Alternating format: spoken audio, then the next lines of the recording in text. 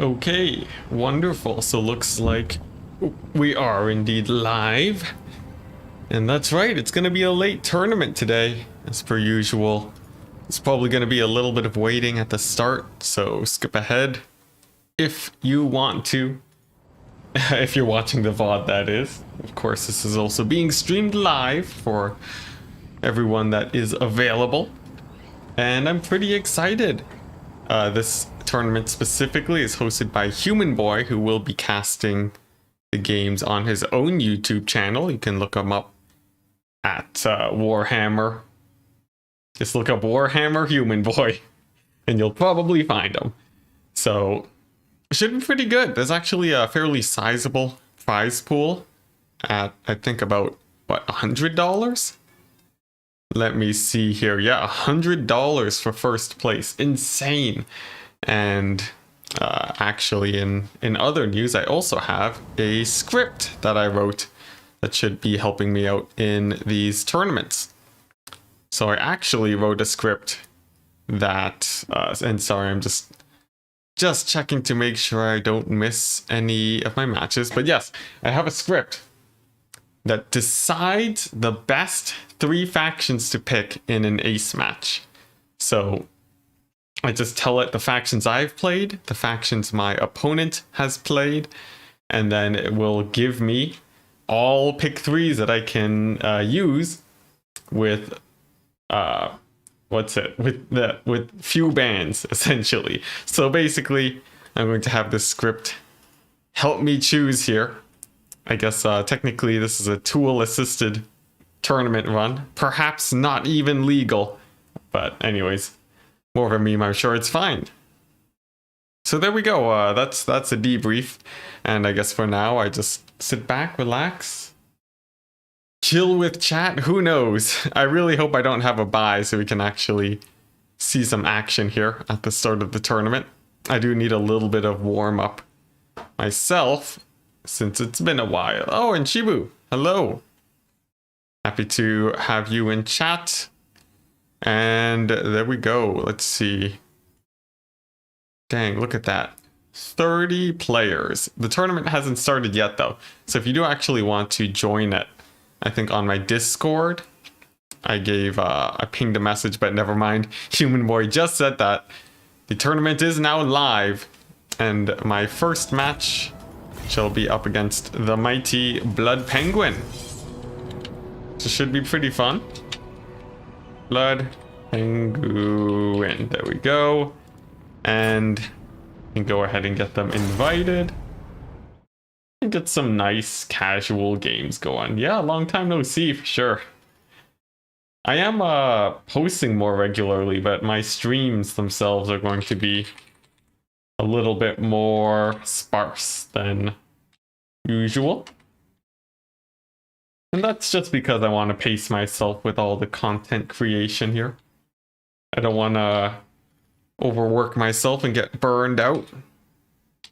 But I am pretty excited to actually cover a whole bunch of topics, actually. Blood Penguin, there we go. Yeah, there's actually quite a few topics I want to go over. Just in general, in the general Warhammer multiplayer scene. Because there's just so many things with the new DLC. In fact, I still have to cover a lot of things about Vampire Coast. And if I can get enough practice, maybe I'll go over Beastmen or something. Last you checked, I was given interviews. How did it go? Oh man, Chibu, it's been a long while then. Oh my goodness. Yeah, the interviews did not go well. It was a 1 month long process.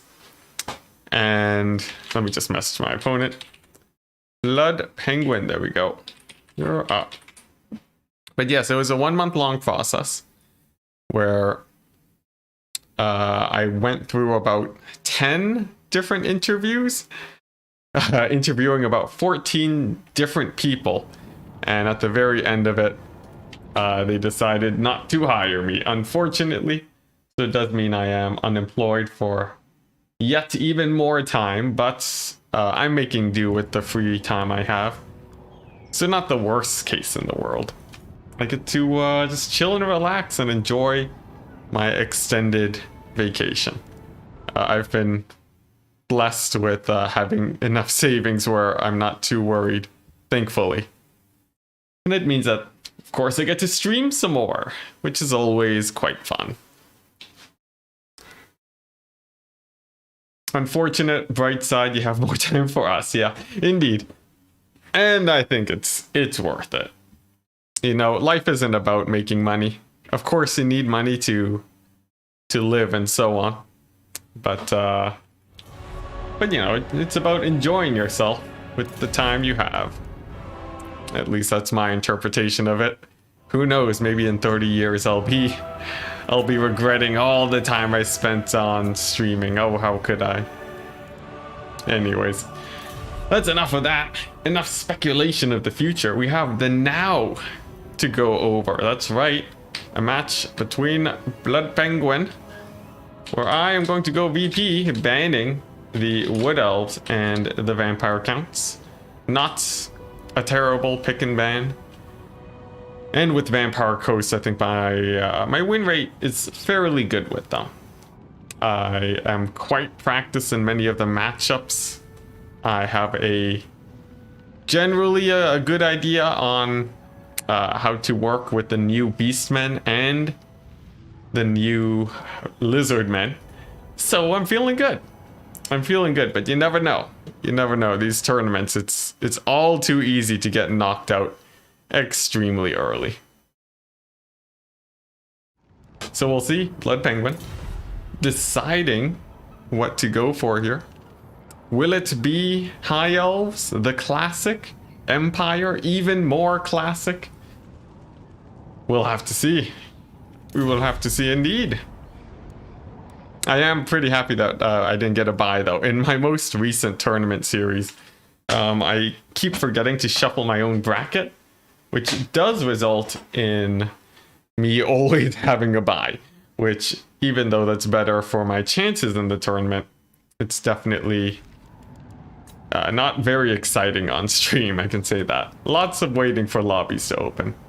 Is this the current patch? You heard people were playing on the last patch because of the balance issues. I think this is current patch. We are using the fruit rules. Thank you, Human Boy, for using the rule set that I helped develop. But yeah, right now the balance is actually fairly good, I think. There's a few bugs, of course, but in terms of raw game balance, it's actually more balanced than the previous patch, where it was basically greenskins every day. So honestly, I'm quite happy, and the bugs don't bother me that much, but I know it definitely peeves other people, and I don't hold anything against them for feeling that way. But right now, we've actually, aside from the fact that Turin and my son HW haven't been hosting many tournaments, there's actually just been a ton of tournaments going on the weekends, on weekdays, and so on. It's pretty good. It's pretty good.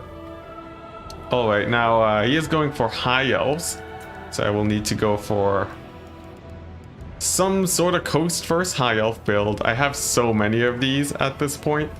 Honestly, I'm not sure what I even want to go for anymore. There are simply just an insane amount of different builds to play, and who knows? High Elves are pretty scary in this matchup. I haven't practiced to the point where I'm fully comfortable yet, but I'm fine leaving it unbanned when it comes to tournaments. Interesting name for the rule set too. Yeah, it was it sort of just came up. It was actually, I think, because Vicious Satsuma helped make the base for the rule set. And then from there we just went, oh, well, you know, Vicious Satsuma made it. I think he called his rule set the Citrus Rules. And then that evolved into the Fruit Rules that we made as a group. Myself, Satsuma, FNG, and the rest of the rules team. So, you know, that's basically it. Shibu, you say you missed Twitch emotes, not gonna lie. YouTube doesn't have any good emotes. Yeah. It doesn't have good base emotes, that's for sure. But I will, I have imported a lot of or at least a few of my emotes from Twitch onto YouTube. So I'm going to be using that just a tiny bit. That should work out okay, I think. You know, I got a few emotes, mostly just the Luther Harkin ones from Twitch, and yeah, basically just that. So it's pretty sad, but really conglomerating everything onto YouTube is really it's quite helpful for me, really. So even though it sort of sucks, it's definitely I think in terms of long-term growth, it should be good for me. But we'll see. We will see. For now, this continues to be a hobby. Now, for Vampire Coast vs. High Elves, guys, what do you guys usually prefer? Like, of course, there's a deck dropper bomber style of play that I can do, and, you know, dogs and sirens. But sirens, you know, they do run the risk of getting hard countered, which is what worries me quite a bit. You definitely don't want to be countered here, because if your opponent just brings the right build, you may just be screwed over. Of course, that can happen with many matchups in the game. But with Vampire Coast, it's actually a little bit difficult not to go all in on a few fronts. Because if you don't, you end up having all of your units getting countered by the soft counters of everything. And that's obviously pretty bad, but I think I have my build set. Okay, ready. We'll let our opponent know, and we can dive on in just a second. So we'll see. Now, let me go ahead and take a screenshot of this real quick, because I'm actually quite happy with myself here. Yeah, this is my... I just need to make sure I don't have anything I don't want to show here. Okay, yeah, sweet. So this is my program that I made. Essentially, as you can see, you put in the factions that you've played, factions your opponent has played, and it just spits out the pick threes that you can actually go for. And along with that, it also tells you the matchups that you might want to ban. And it's instant. It just calculates it right away using your own spreadsheet of matchups and how well they go. And this thing, I am super excited to share this with the multiplayer community, because it's just so convenient. It'll bring up matches or pick threes that you wouldn't have initially thought of, because well, obviously it's pretty thorough. It's a brute force algorithm, so it looks through everything that you could possibly go for and just tells you just any matchup that works. So I'm pretty excited.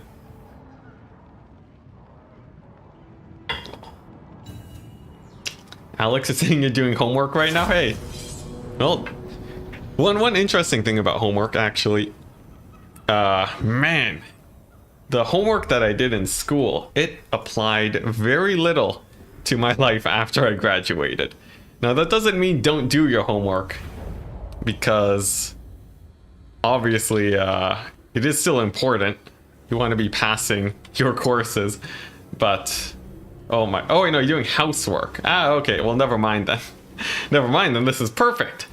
This is perfect. You get some background noise. All right, sweet. Now let me just... Actually, I have a pitcher now to provide me with hydration, so I don't have to leave as often. How convenient. But yeah, if you're doing housework, it's great. Honestly, a lot of my viewership, or my viewer base, is people that are actually older than me or about my age. So I'd be surprised if anyone was actually still in school in my chat.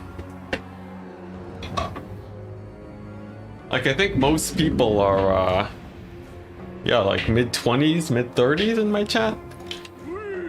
But, you know, I think it's just pretty cool. Now, let's see this build. We got Queen Bess, because why not? Queen Bess is best. And then we got Scurvy Dogs and Bombers on the ground. Let's make sure that I probably won't get hard countered, but this build is a little bit weaker to the classic high elf, you know, the classic high elf archer playstyle. How do you populate the database then? Manually? Indeed, all 225 matchups. It sounds like a pain, but it doesn't take more than a day to do. Shibu, you're saying, Mom, Ent told me not to do homework. It won't help me in life. Oh my gosh. Honestly though, honestly, it's all a lie. It's all a lie. After I graduated, I was just like, I don't remember anything I did, and it's not helping me in any of my resumes. It's mostly about the stuff you learn, but they don't tell you that in school. No, they don't.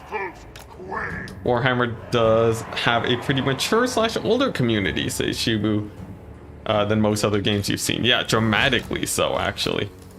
Warhammer is, yeah, it's pretty great. You don't have to deal with as many kids. Yeah, I don't know. I guess that's the main benefit. There's still a lot of people playing too, so it's not like there's less people. Is that a phoenix? That is a flamespire phoenix. Look at that. Now, anyways, some tactics, right? I'm gonna get my dogs. They're gonna take to the flanks, distract those reavers if they decide to go for Queen Bess. Of course, I got my forces over there, my pole arms, that is, and they should be able to help out quite a bit. Meanwhile, gunnery whites to push away a L'Oreal. She won't be too much of a problem with them just constantly poking away. And looks like the reavers actually got a little bit forgotten about. Tiny bit unfortunate for my opponent here, but anyways, we will take advantage of that. There's no reason not to. Actually, there's a firecaster here too. That's pretty strange. I guess I'll snipe her out with the gunnery whites too, and then simply advance and then start bombing up the front line. Now, this is the part that gets a little bit intense because you have to do about a million things at the same time.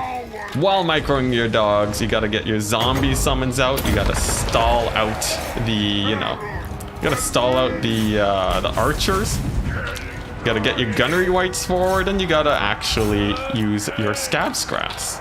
And that can take a little bit of effort, especially if you have to split your scabs grass. But in this case, actually it's a little bit sketchy.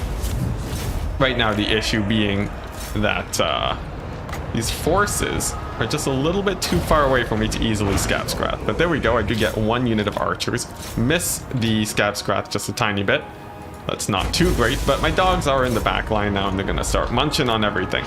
So honestly, not too much of a worry here. Gunnery white's gonna pressure that fire mage. That seems like a fairly good option. The front line is completely routed off, and I have my halberds. They're going to be protecting Queen Bess for a good amount of time, so I'm not too worried about that. Even if Queen Bess goes down, I will be able to patch it up just fine. So pretty good. I just got to make sure that my dogs stay alive to kill off all these archers. If I have even a few halberds left, I'm not too worried. There's another unit of archers here that might be a little bit hard to deal with, so a zombie summon should be able to help there. These reavers too, actually diving in onto my bombers sort of sucks. But interestingly enough, it actually doesn't matter very much. And the reason for that is because most of the high elf infantry is already dead. So absolutely great for me. No worries in the world. And I can just use my bombers as sort of just a tool for tanking, really. Now, the single entities here are still pretty scary. There are the lion chariots, which are pretty bad. I don't really know how to deal with them. And I guess that means it's probably best for me to save a couple of my... I need to save me some pistol summons, since those are extremely strong against the against single entities. You just drop them behind. The single entities either have to disengage from your gunnery whites, or they have to just take a whole load of pistol shots to the face.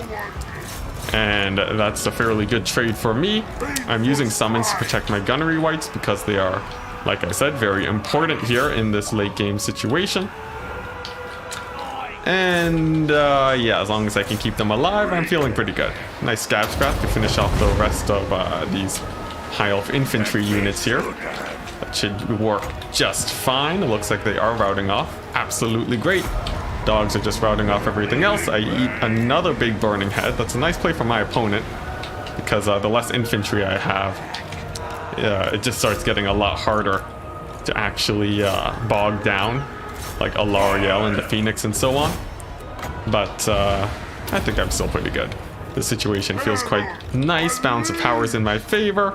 And I even still have Queen Bess firing in onto the Spearmen, so that's really good. These Reavers too, sacrificing their lives just to shut down Queen Bess, but not being able to, is just great for me. And let's go ahead and start throwing in some Hex so that Noctilus doesn't get sniped. The dogs too are really good here because they don't really have anything to worry about at this point, because everything is just getting, because all the single entities, they are too busy trying to fight Noctilus and the Gunnery Wights. So the dogs don't really have anything to pressure them, which is just wonderful for me. Queen Bess with the friendly fire. Not as good for me, unfortunately, but I have reached this late game situation. I can deploy the zombie pistol summoning tactic behind the Phoenix to finish it off. And if you haven't noticed, I've also been supplying ammunition to my Gunnery Wights so that they can maintain their extra powder ability. So that should work out quite well. It's going to be army losses for the High Elves and a victory for me. Wonderful. All right, pretty chill first game. I think the big win there was the fact that I got so many bombs off on the front line. They just collapsed way too quickly there. A lot of money was spent on the Phoenix and the Fire Mage too, and they sadly just were not able to do too well. Rip Bess if the Phoenix goes ham. Yeah, it could have, although the Gunnery Wights would have targeted it down for sure. But sick. Oh man, it's win number one. Sweet. We got dogs with tons of value. Bess, less value than my dogs combined. Very unfortunate. But it was hitting key targets and routing them off. But the Gunnery Wights are the counter to Phoenixes here. You take these if you want to not die to single entities. Boom. You're only 28. You're not old, but you just feel it. Don't say that, Alex. I'm turning 25 this year. That's not that far away from 28. I don't wanna feel the age yet. Although I think it's more of a creeping. It really creeps up on you. It's not immediate from what I understand. And honestly, getting old isn't that bad. Although, I'm not really speaking from experience. So let's move on. Let's move on and pick the next map, which is Blood Pine Woods. Let's see, should be somewhere here. Also, I'll need to turn on a light in just a second because it is getting pretty dark. I'm looking very orange. Ah, there we go. Now you can all see my wonderful pale skin complexion. But nice, Blood Penguin on Blood Pine Woods. Wonderful. Wonderful, wonderful. Let's see. Shibu saying GG's, well played. Oh man, yeah, that was pretty decisive. Pretty decisive. I feel quite good about that one. Generally, if you are not too worried about your opponent having bolt throwers, artillery is pretty good, but you have to make sure that they can't dodge it super often. Empire banning the dwarves and the vampire counts. Sweet, sweet. Now, what are my counters to Empire here? I could go Lizardmen. Lizardmen, Dark Elves, Betonia. Empire really, though, has a lot of very even matchups. Let's see. What do you guys usually counter Empire with? Well, Dowian counts are gone. I guess it's gonna be Lizardmen. Lizardmen are just so good. Alternatively, I could go for a Bretonian pick, which, nah, I'll stick with Lizardmen. There we go. The reason I am going for Lizardmen is because I think I just have a higher chance of winning. Of course, this will affect my pick 3 later on, one thing that I realize is that a lot of my pick 3s use lizardmen. So it could be a bit risky. But there's no other matchup that is as good for me as this one, I think. Lizardmen versus Empire Oracle can make quick work of OP Mar. Yeah, Volkmar. That is true. Usually I take a Carnosaur just to rush down the back line. We'll see, guys. We'll see. I might not be too creative today. Hey, Espen. Enticity just checking in. Good luck. Thank you very much. I'm hoping I can make it at least to the semifinals. I don't want this to be too short of a stream, but I also don't want to be playing Warhammer for too long, since it is going to get pretty late if this goes on for more than 4 hours. So fingers crossed it's not insanely late. It's a big wish right there. Oracle is very tempting though. It is quite tempting, but I feel like, you know, it's just gonna get hit by artillery. You know, it doesn't really sing to me that much. Let's see, what else could I go for here? There are a few options. For sure. Oh man, I'm missing just 100 gold. Just 100 gold. That sort of sucks. Darn these lizardmen price increases. And spoilers, I am using some of the units that got nerfed. But I think the matchup should play out more or less the same. Not much should really be too different here. Do I have to cut this ability? Yeah, unfortunately, I think I will have to. And then I can go for this. Put on me some chevrons, and then we're good to go, guys. Oh, and it's a perfect spend, too. How wonderful. All right.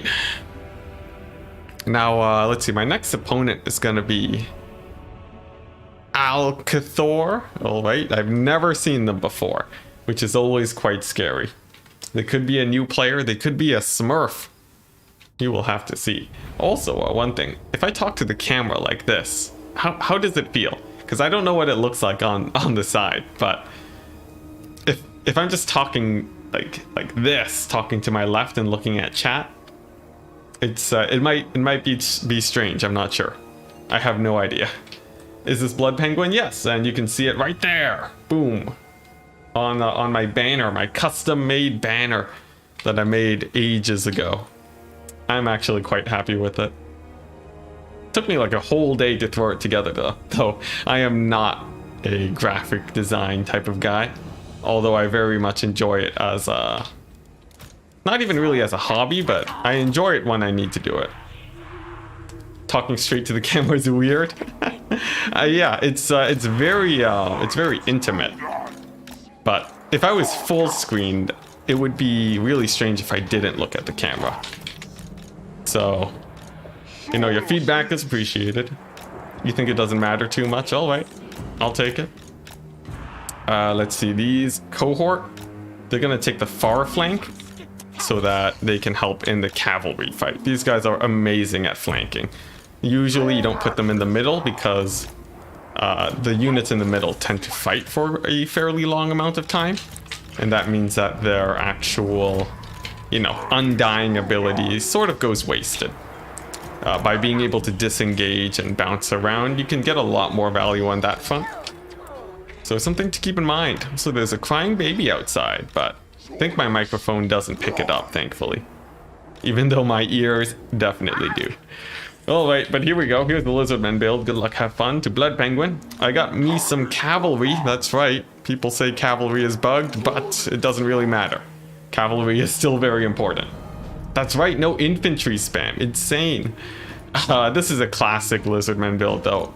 You'll see me take this quite often against Empire. So, you know, if Blood Penguin knows my builds, maybe we'll get hard countered.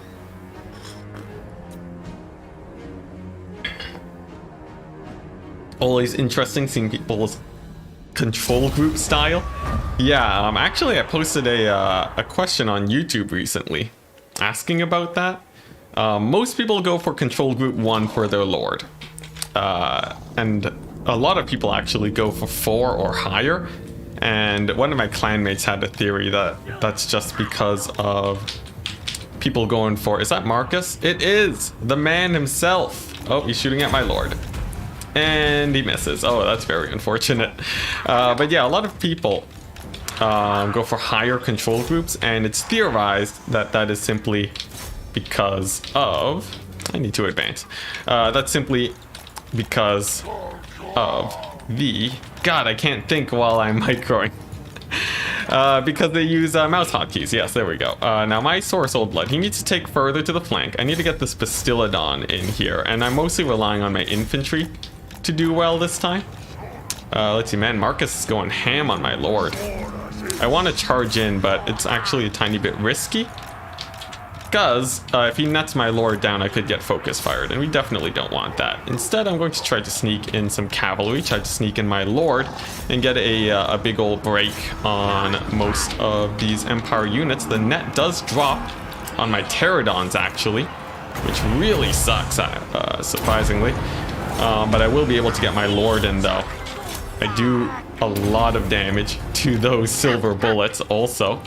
And let's see, I still have Pterodons, which is just absolutely marvelous because now they can fly forwards and start causing some havoc.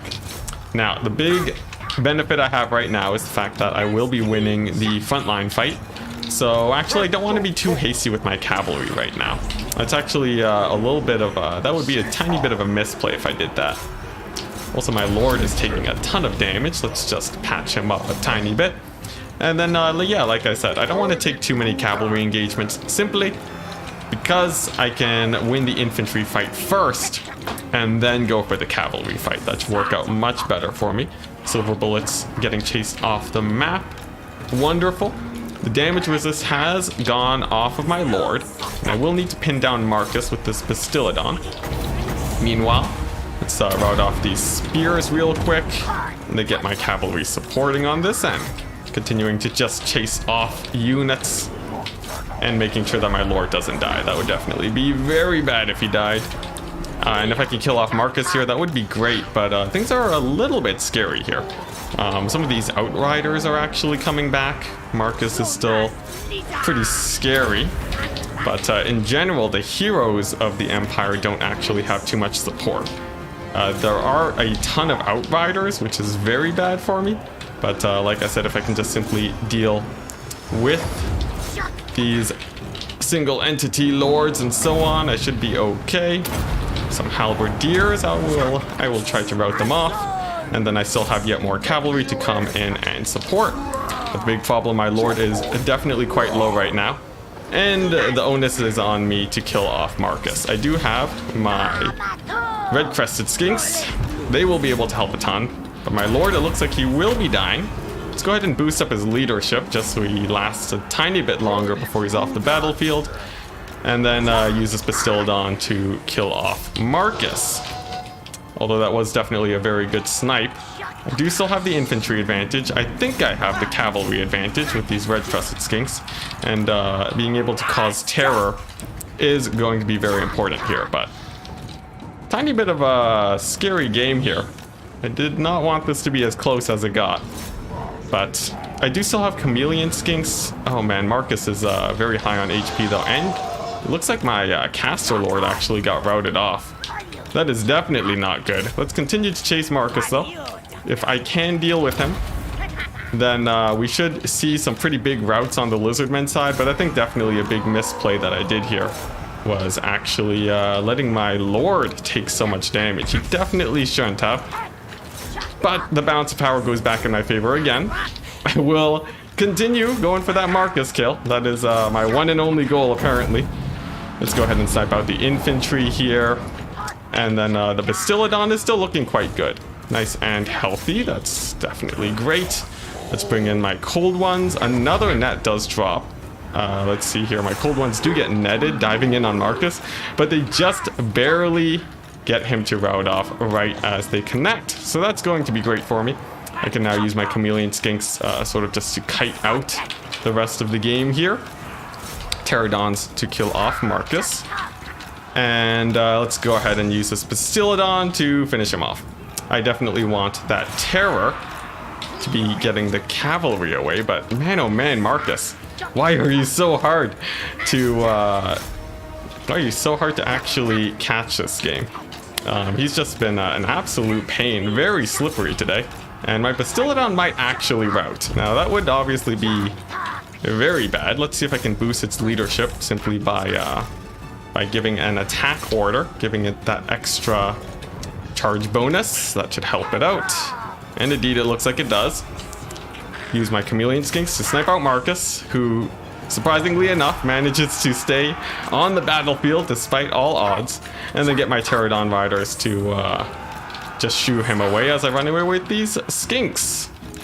So that should work out okay. I still have a couple Saurus Warriors left, thankfully. Marcus is finally off the battlefield, which will impact the Empire leadership. Most of the knights actually rout off, and with my Skink Priest, I will be able to wind blast my way to victory. Although definitely this game got a lot closer than I would have wanted to. I definitely needed to be more careful with my Lord instead of trying to explain. I don't even know. I forget what I was explaining. But there we go. The game is more or less done, unless these state troops manage to pull off a miracle and rout off my Bastiladon. Juicy net bug. Ah, yes, the good old net bug. It's mostly just right now visuals. But in terms of actual gameplay, the net is going to perform more or less how you expect it to. So that's perfectly fine for me. And here we go, just a skink and a dream. And a lot more skinks and a Bastiladon. But yeah, this should be one. Although it did get very close. With this army, you would do one Lord. Lord 1. Oh, Cav. 2, 3, 4, 5. That's insane. Do you even use that many hotkeys? Like, I'm not judging at all, but like, I rarely go very high on hotkeys in general. Just because, you know, even though it's nice to micro your cavalry individually, it doesn't always work out as well as I would hope. Let's see here. I really want to wind blast these guys, but they're not really grouped up yet. But as soon as the Bastiladon gets there, it should be good. Now let's not overcast to avoid the risk of possible miscast damage. And there we go. The battle is mine. Wonderful. All right, sweet. Now, what I needed to do differently there, I needed to probably win the frontline fight harder and then shut down Marcus harder because he got way too much damage. Look at that. Never mind, just 1,000. What was doing so much damage though? I'm not entirely sure. My cavalry also had a bit of a hard time because I was lacking on infantry. But in the end, I think had my Lord not gone sniped, it would have been a lot more of a landslide victory for me. And if you want to keep them safe, keep them away from the Marcus nets. Or get the Bastiladon on top of Marcus. Maybe I'd cut a Pterodon Rider to get another Bastiladon to cause more havoc in the back line. As for these silver bullets, they got dealt with fairly well, but I did take a volley that I shouldn't have. Nevertheless, still a very good game. So wonderful. 2 wins. GG. Blood Penguin, you did well. That second game, it had me worried. Now, for the third round, I actually have to face off against Lunacy. For those of you that don't know, Lunacy did win against me in my open tournament recently. So I'm wondering if they're going to be taking me out in this tournament today. You can see them at the bottom there, waiting for me. So we'll see. Blood Penguin heads on out. Gives a good luck with the rest of the games. Thank you, Blood Penguin. Unfortunately, one of us had to get taken out. And it was you, but here we go. Now against my next opponent. Let's see how it goes. I definitely spelled that wrong. Let's see. Alk. And Thor. Alright, there we go. What a strange name.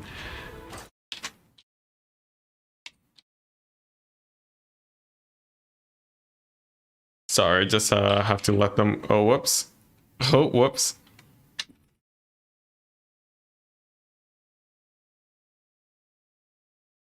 Let's see. Yep, there can only be one. There can only be one. No hard feelings. Hey, human boy. Oh, you got knocked out. Jeez. Jeez, man. Your own tournament. Your own tournament. Really? I didn't even see you. Oh, you got knocked out by Lunacy. Well, I wouldn't blame yourself for that, man. Lunacy, is definitely a pretty intense player. Tournament winner, in fact, so. Yeah. Cowboy Bob, you're saying you use 1 to 6 usually. Hey, same here. I usually don't use 7, and 8 and higher I use mouse hotkeys for. So what map are we on? Cliff of Beasts. Interesting map pool. Interesting. Let's see here. Oh yes, very flat. Nice. This will be good for my coast if I decide to play it. Hey Hammond, someone told you I was gonna rename to Sarticity. Who said that? Someone called Torox? Nah. As much as I want to change my name, just the general confusion that would happen from doing so would be too much for my poor soul to handle, so I'll opt out of that for now. Unless you were just giving a one-off joke, in which case it completely flew over my head. Completely normal for my streams. Completely normal. Oh, what is my son HW is hosting he's streaming something too? Man, everybody's streaming. Crazy.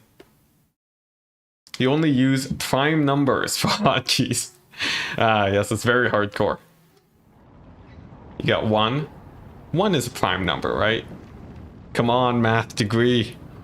Save me. I think 1 is a prime number. There's no way it's not a prime number.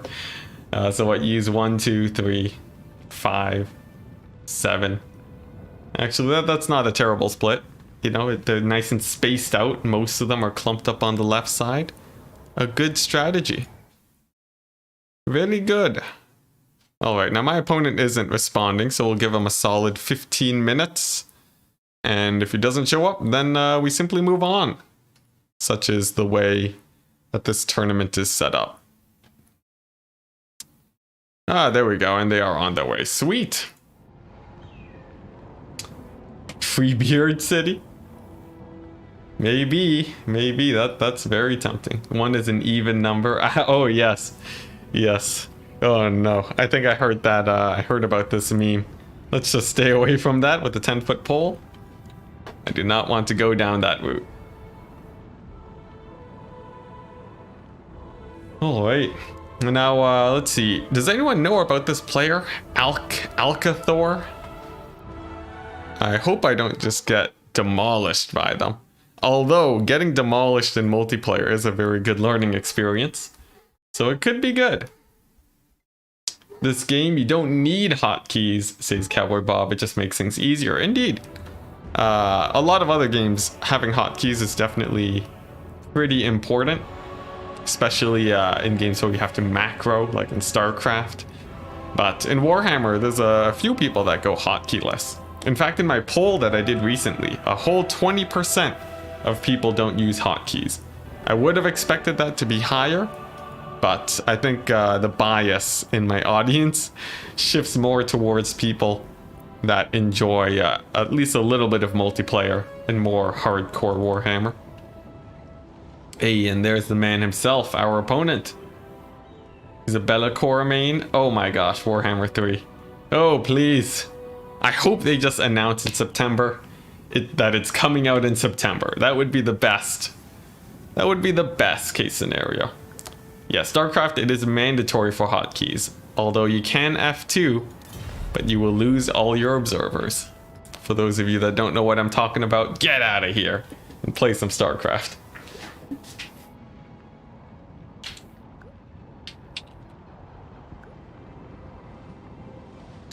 Let's see, I don't think 1 is a prime. The reason is a bit beyond you, but a quick search seems to agree. I see. Well, let's see. A prime is something that can't... What's the exact definition? Oh, here we go. Let's see. prime numbers, you can't divide them by other numbers. Actually, yeah, I guess 1 might not be a prime then. Because, well then...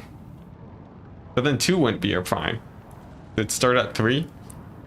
Does it start at 3? Okay, here we go. Google save me. First prime number. Here we go. First prime number. The first 5 is 2357. Wow, I was wrong. I was wrong. And it's probably because numbers are made out of prime numbers. And, you know, like, let's say 8. It's 2 times 2 times 2. But you can add an infinite number of times 1s to that. And that's not very productive. So that doesn't really work. And I could see that being the argument for why 1 is not a prime. Now, High Elves ban Skaven and Beastmen. Will I play Lizardmen? Probably. Very likely. Let's see. High Elves, High Elves. I could go Bretonia. Oh my gosh, I can go Bretonia. Dang. Dang, Bretonia? You leaving that open? You madman. Absolute mad lad. Alright, well, we're going Bretonia then. You asked for it. And I shall deliver. Let's see, you can't divide stake by stake, therefore it is a prime number. I think you're on to something, Hammond. Publish a few papers on that, and you are set. You're set for life. Let's see, where's my Bretonia versus High Elf build?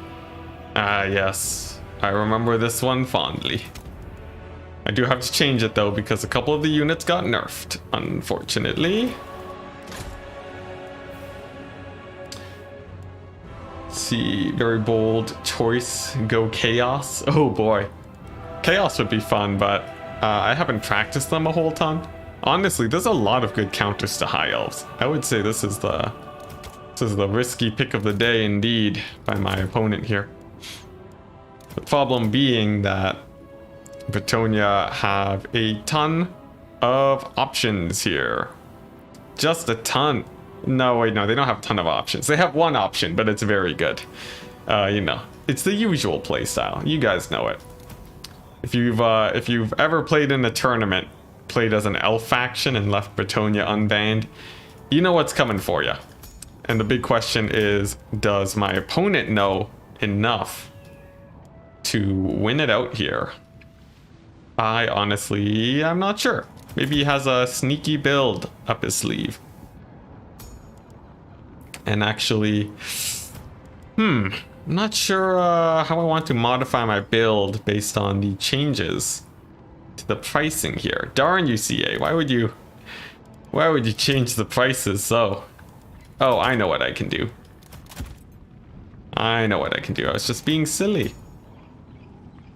Bret has one option against everyone. Yes, cowboy. Indeed. Just a single option. If I take this, do I have a bit more money? No. Come on. Where can a man find like 3 gold? Oh man, I hate it when the game does this. You just need a tiny bit of money and it's like, nope. Let's see, I could take this, but that's sort of a bad spell here.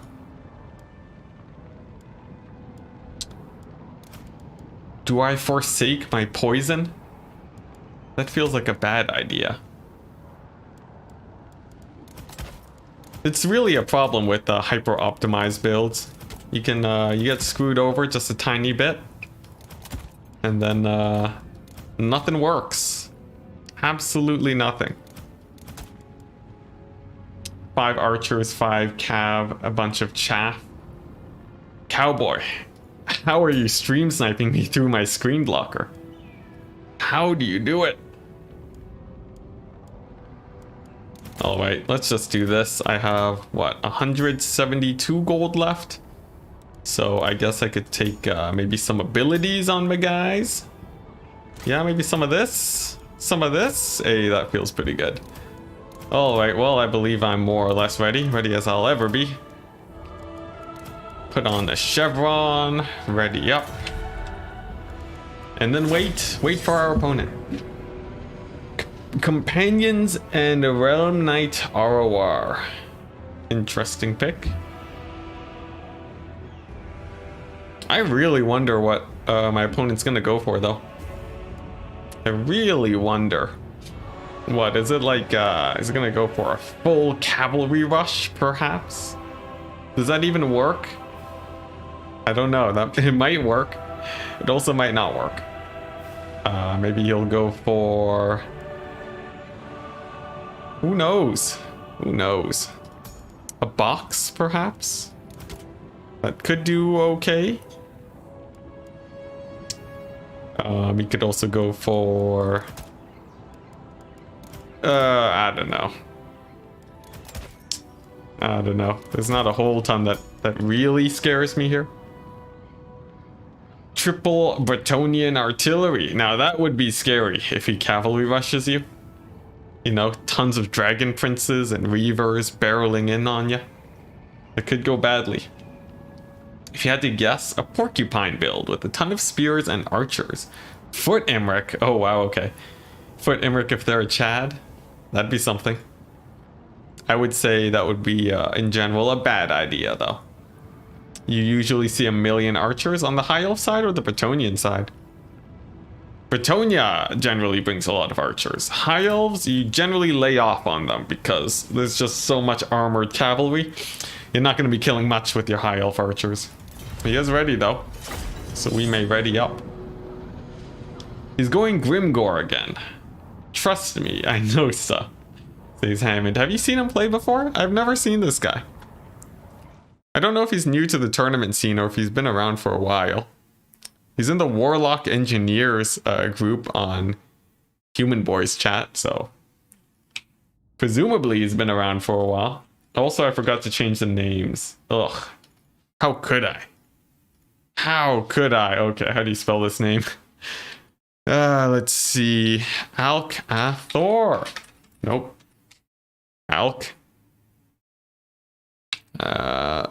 Thor. There we go. All right. Guess what? Surprise, surprise! It's a Bretonian build with Enchantress Double Paladin, the classic counter to the High Elf play styles. If he goes for a cavalry build, guess what? I have better cavalry. These guys are just devastating. They'll be able to trade effectively against dragon princes, and that's basically all that matters. I got, I got some spears that I can put on the flanks, cover these Grail Knights. You know, make them hold a little bit longer. That should work out well. And of course, I have a single trebuchet, a tiny bit risky. If he goes for a box and snipes out my trebuchets, it's sort of gonna suck. Which is why I'm actually going to position it fairly far back, just to make sure that it doesn't get sniped out. And then, yeah, that's basically it. That's basically it. I'm really hoping it's not a box. If it is, though, some cycle charges and the Enchantress can still break it, so I don't think it's an ended game if I don't have more trebs. Calf bug is a big deal, but not in every matchup indeed. It mostly relies on high charge bonus, and in this case, High Elf infantry do not have the punching power to abuse the cavalry bug.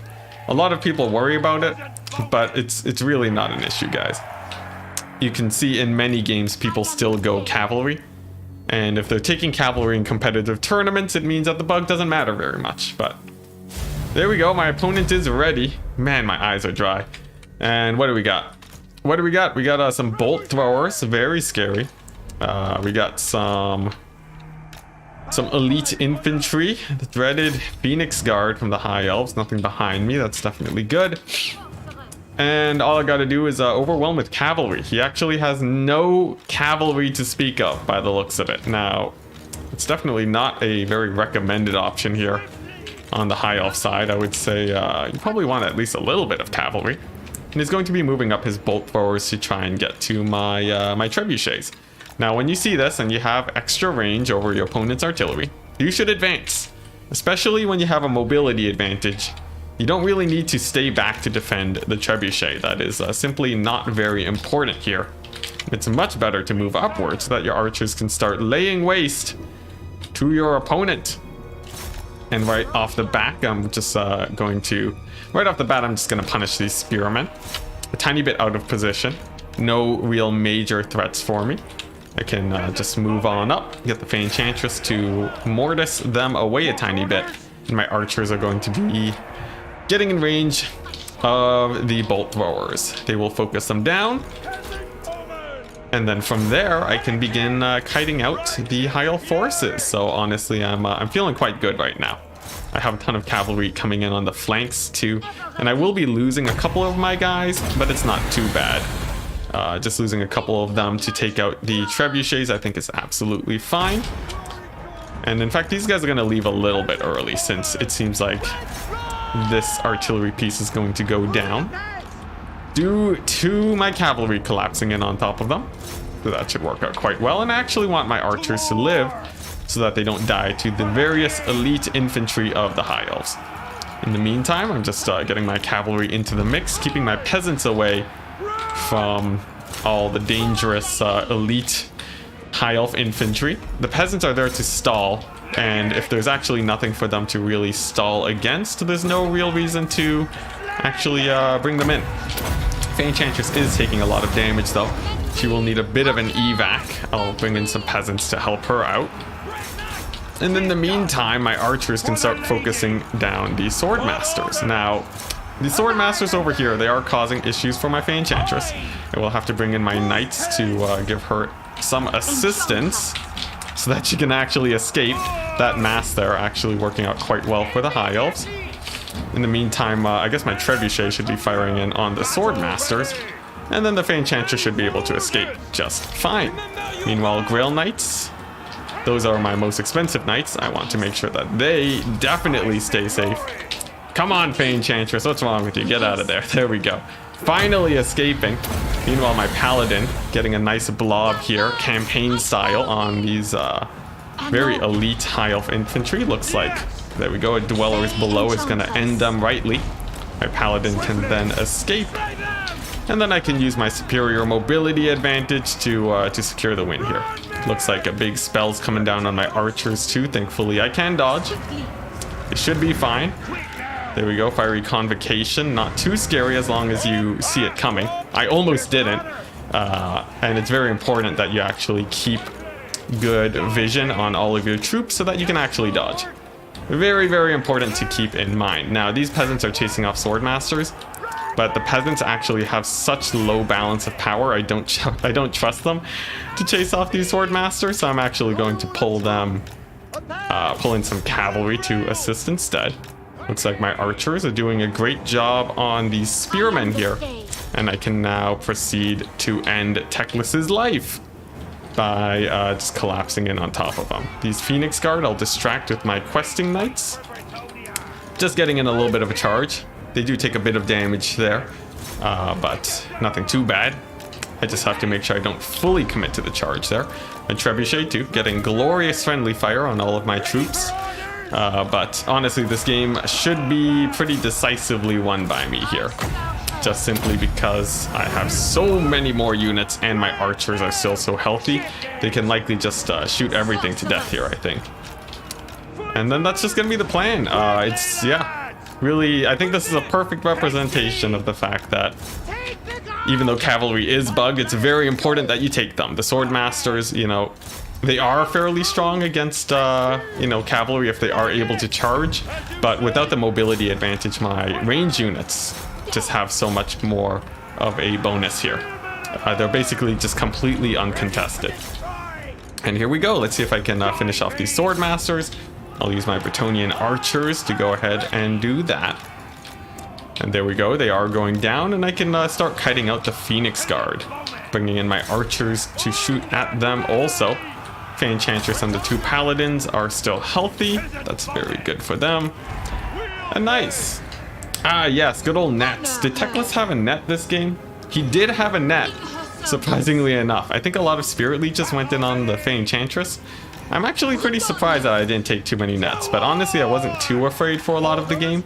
A mass infantry build like this really suffers against Bretonian archers, and we're definitely going to see these guys getting insane value at the end of the game. And here we go. Are my predictions correct? Paid for itself, and paid for itself, not that insane.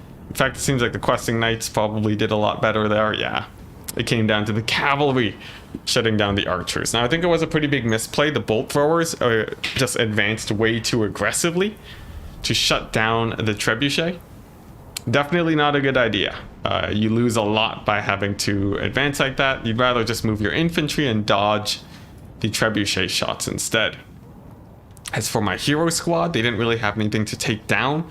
No cavalry, not a lot of single entities. But I don't really think this build is going to be beating Bretonia. Just the Bretonian archers are going to be winning it most of the time here. But there we go. That's game number 1. Victory for myself. And he played High Elves, which means that I can go for Coast and not have to worry about the counter pick. Now I'll get to chat in just a second. As soon as I pick the map. Pretty fast, Micro, what kind of mouse do I use? I use a Logitech, but you don't really need a crazy good mouse to play Warhammer. In fact, you don't really need a crazy anything to play Warhammer. Vampire counts and wood elves. There we go. Yeah, you can make do with just some not very good mice. Let's see. Oh hey, Doom message. P.S. Everyone should smash the like button. I'm not that kind of YouTuber. Most of the people watching are. Oh, it's an Empire pick. Sweet.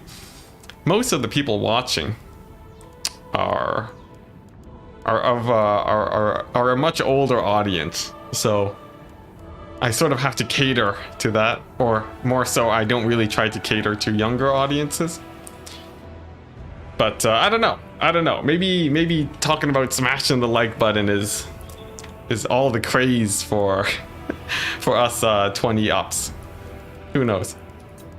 Who knows? Let's see here. If he netted and convocation me, that would have been pretty scary. Yeah, he brought Sword Masters against Bretonia. Crazy. Absolutely crazy. Alright, let's see our Coast vs. Empire.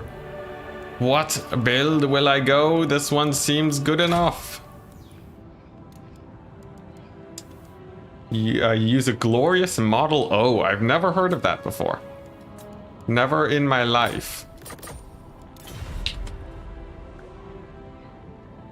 Some bindable keys on your mouse are super handy. Yes, I would agree to that. My main infantry army being bound on a mouse hotkey has been a huge help. I can attest to that for sure. But even pretty old mice have buttons on the side.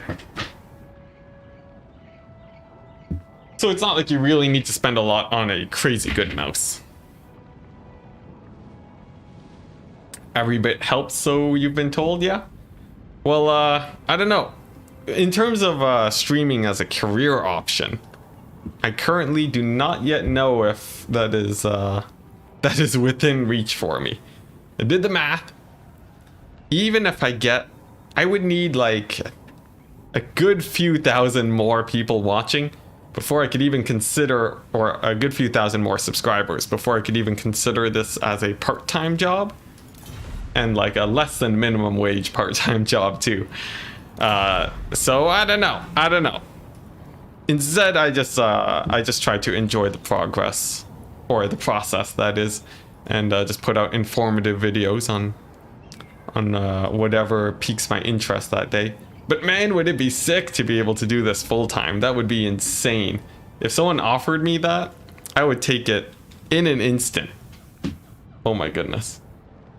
You got yours at a pawn shop for 15 bucks and it does the job? Nice. Save that money. Yes, that's correct, human boy. I am up 1-0. Let's see. Oh, you got it when you were playing Overwatch. Hey, I remember Overwatch. Now, let's not talk about Blizzard too much right now, as I can start some fires. Man, what an event though. I'll end it at that. What an event. Jeez, Blizzard. Oh, what happened? Anyways, Vampire Coast Game 2. Yep, that's right. I am playing Coast. I banned out Counts and Wood Elves, the usual. He's playing Empire. Interestingly enough, people don't counterpick with Dwarves, and I do not know why. It's not a terrible counterpick. But yeah, just people don't go for it. It's really weird. It's very weird. Wouldn't it get grindy to stream as a full-time job? Isn't it grindy to work an office job full-time? You show up at the office, you sit down for 8 hours, and this is something I have done before, so I have experience on that front. It is that instead of coding, I'm playing games and talking with people a lot more often, which honestly sounds pretty good for streaming. Oh man. But anyways, everyone has that dream. The market is a little bit saturated, I must say. So not exactly something that I would throw away my life to pursue. Not just yet. But I will dream. You go for Cavalry Rush and Flagellants. That's an interesting take. It could do pretty well.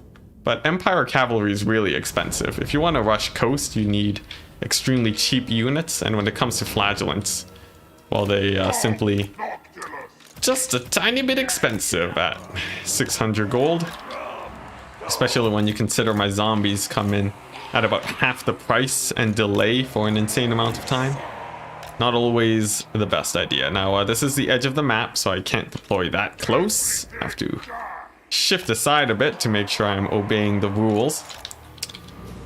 And then, guess what? It's a very familiar build, guys. Very familiar. 6 Flagellants, 2 Knights of the Blazing Sun, and 2 Empire Knights. That's very...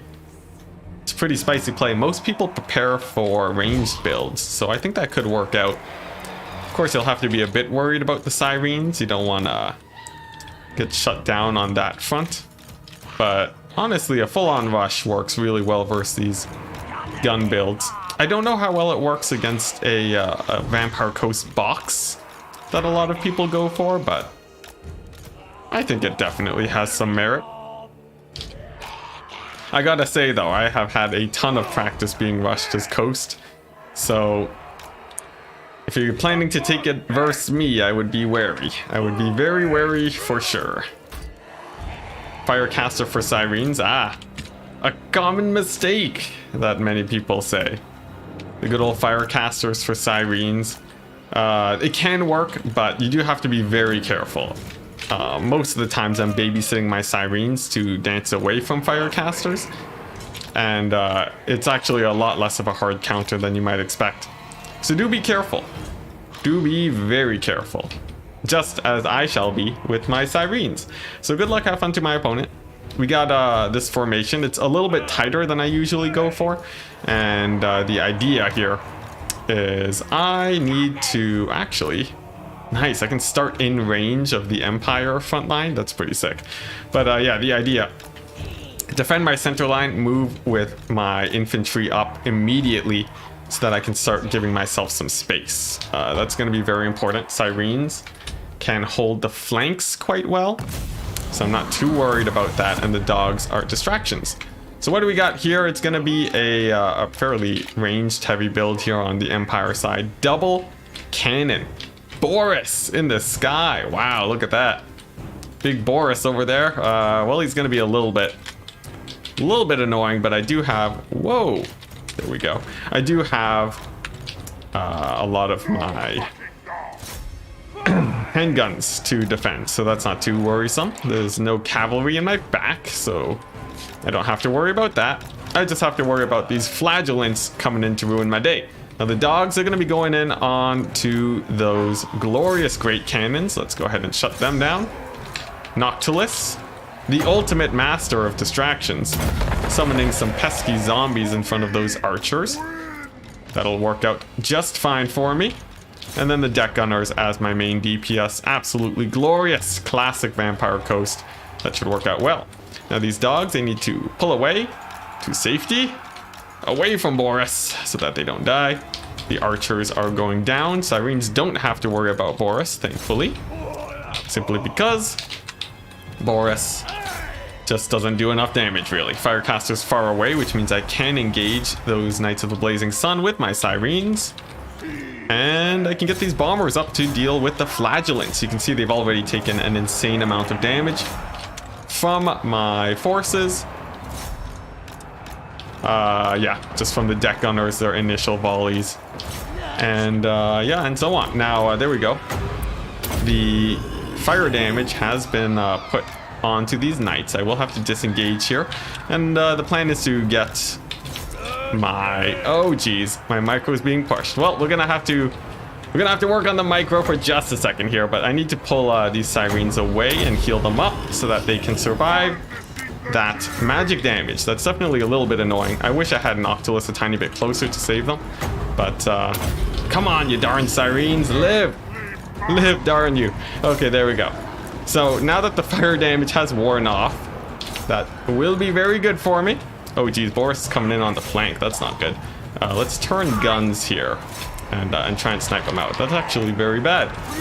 Let's see here. Meanwhile, my dogs are having a bit of a hard time. These deck gunners are dying. Oh, that's not great. But I should be able to kill off Boris. My sirens have survived. They are still being very pesky, extremely annoying for the Empire. I brought the dogs back to help deal with the flagellants. And if I can kill Boris here, that should be game for me. As once Boris goes down, it's going to be a huge dip in the leadership for the Empire. The sirens are going to go in the back line to shut down the artillery. That should work out great for me. These knights are going to get chased off, hopefully, by my dogs and sirens. A bit of healing, too, just to patch up those guys. Should work out quite well. And Boris, he's continuing to get focus fire down. More magic damage is applied on these guys, but the sirens can simply run away. The dogs and siren combo is extremely good versus cavalry too. Oh, but I do actually get some of my dogs caught up by some cavalry. It's a tiny bit unfortunate, but I can turn guns to ruin the days of those guys fairly easily. Meanwhile, yep, that unit of cavalry is going down, and Boris is going to be kept away by a single unit of handguns. Now these dogs, they are getting very low. If they do die, it's not the end of the game. I do have a unit of extra dogs here, and they will be coming back in just a second. Meanwhile, Boris getting very low now. That's very good. These sirens moving into the back. Should have no fear at all.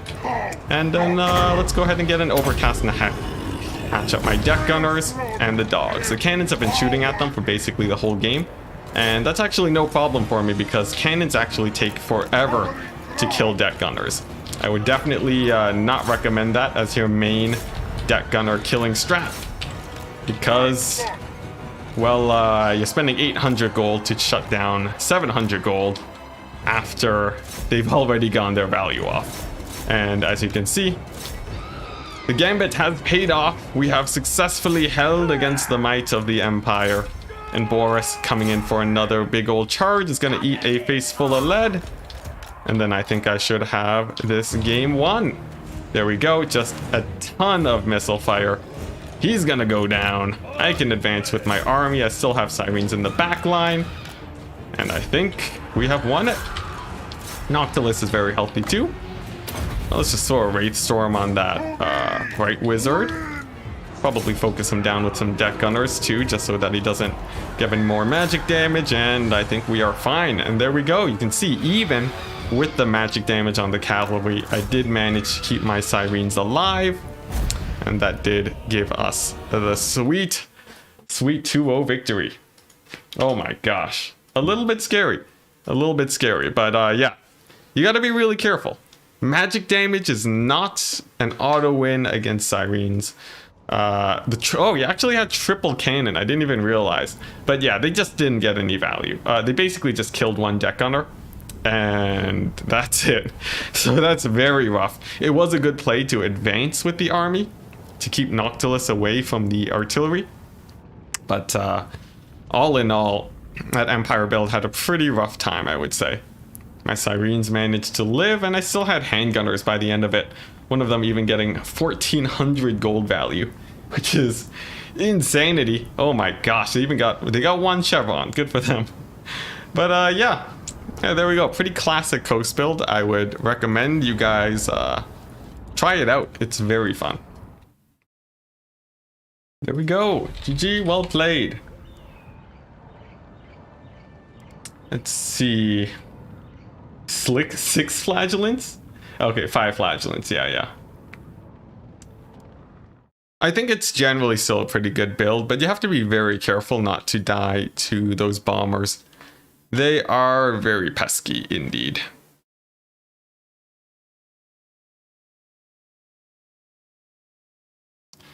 All right, so cool. Let's go ahead and message Lunacy. We're up. Oh man, this has been a very fast climb so far, but I think Lunacy might stop us dead in our tracks today. Thanks. All right.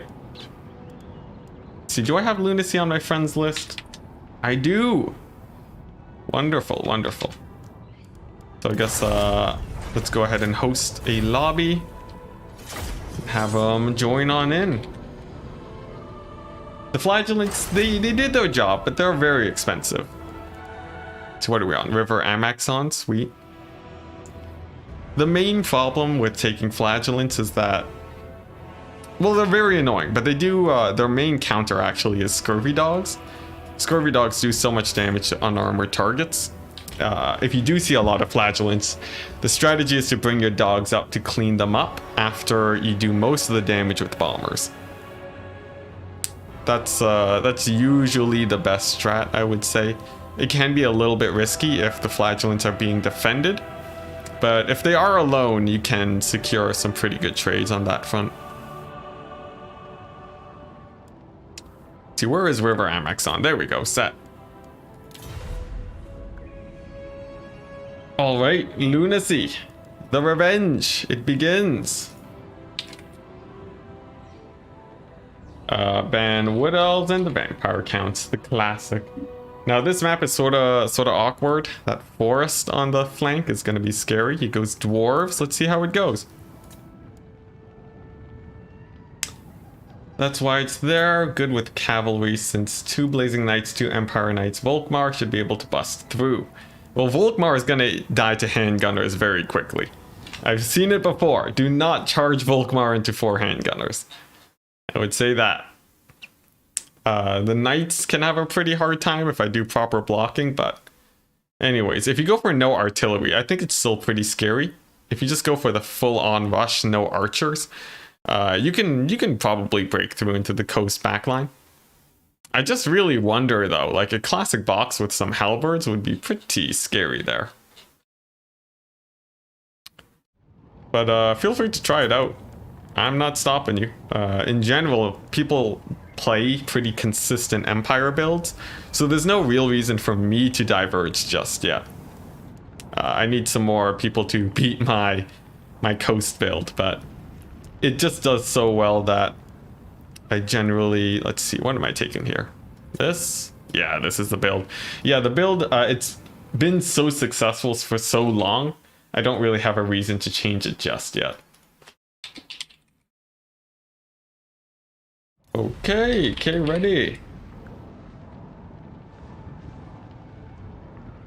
But yes, yeah. We'll see. We'll see how the rush goes. Like, Vampire Coast did get nerfed. They lost about 10,000 HP on their infantry for many of their gun builds. Which, man, what a nerf. What a nerf. Of course, Coast was the best faction for a really long time. But it's crazy that they had to be nerfed that hard just to bring them down into a more standard position in the meta. You think in general, boxes just have a ceiling. True, but if you get counterpicked, you may just lose anyways. I wouldn't expect a lot of high tier coast players to go for a plain box, but a lot of people do go for necrofects, which are extremely effective against cavalry. Just very, very deadly. So be careful on that front. Yeah, I'm not saying you're wrong, cowboy, either. I don't think I've played against many Empire rushes. Last time I played against an Empire rush, I think it was before Coast got nerfed. So nowadays, it could work against the build that I'm running. It's something good to consider, for sure. And maybe I'll need to play a little bit safer. Alternatively, I can go for a rush of my own, like Quad Sirens is pretty nice with Silostra. That one's actually pretty fun. Playing as the Coast, you can go for the Rotting Prometheans also. The Arawar, the Lamprey's Revenge, they are really nice against cavalry. And if you want to rush, they're pretty good. Huntsmen will still kill them though, and Empire is actually fairly well suited to taking them down, but not a terrible choice. Nice, and looks like Lunacy's... Nope, he's not ready. He needs a second. Well, we'll keep on waiting.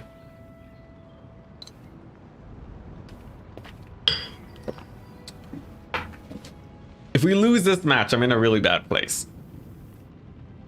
Definitely not one that I want to lose. I wonder, though. I wonder, what will Lunacy be going for? What do you guys think? Most dwarf players here, they go for either, you know, Slayer Rush, or they go for it maxed ranged. Possibly some Vanguard shenanigans can come into play. Nice uni. I don't know what that is, but you're saying nice shirt. It's actually it's a zealot, guys. Got a zealot. I got this as a gift a while ago. I think from my sister or my cousin. I think it was my sister. But yeah. So it's a fun shirt. I like it. Thoric for sure. Ah, yes, Thoric. He's really good for his magic damage. He's sort of like the new Grombrindle right now in the matchup. Archer build, very likely. Most people go for archers, and it's their choice whether or not they go for artillery, which some people will, some people won't.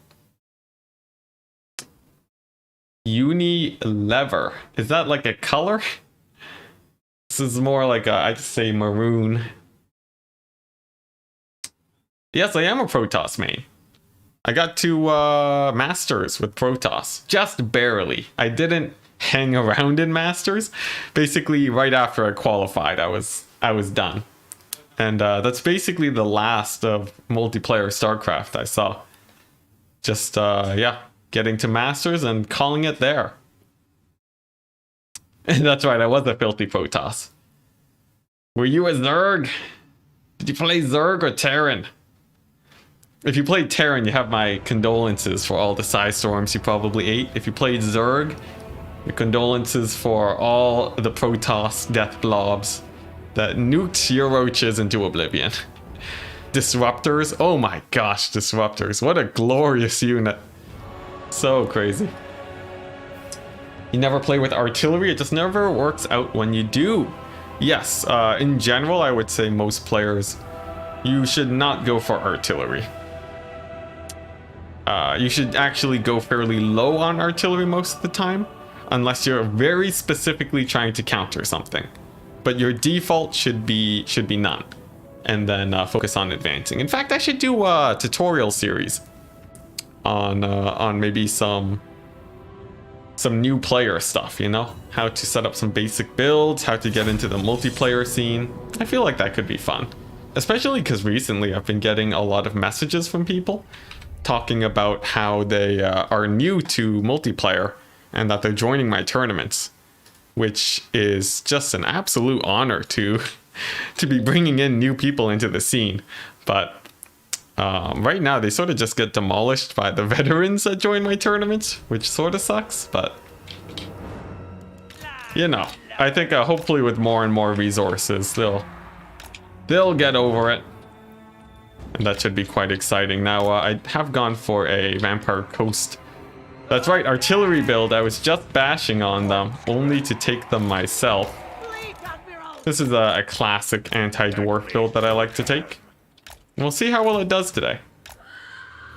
Esmond, you say you played Terran. Team Human for the win. Nice, nice.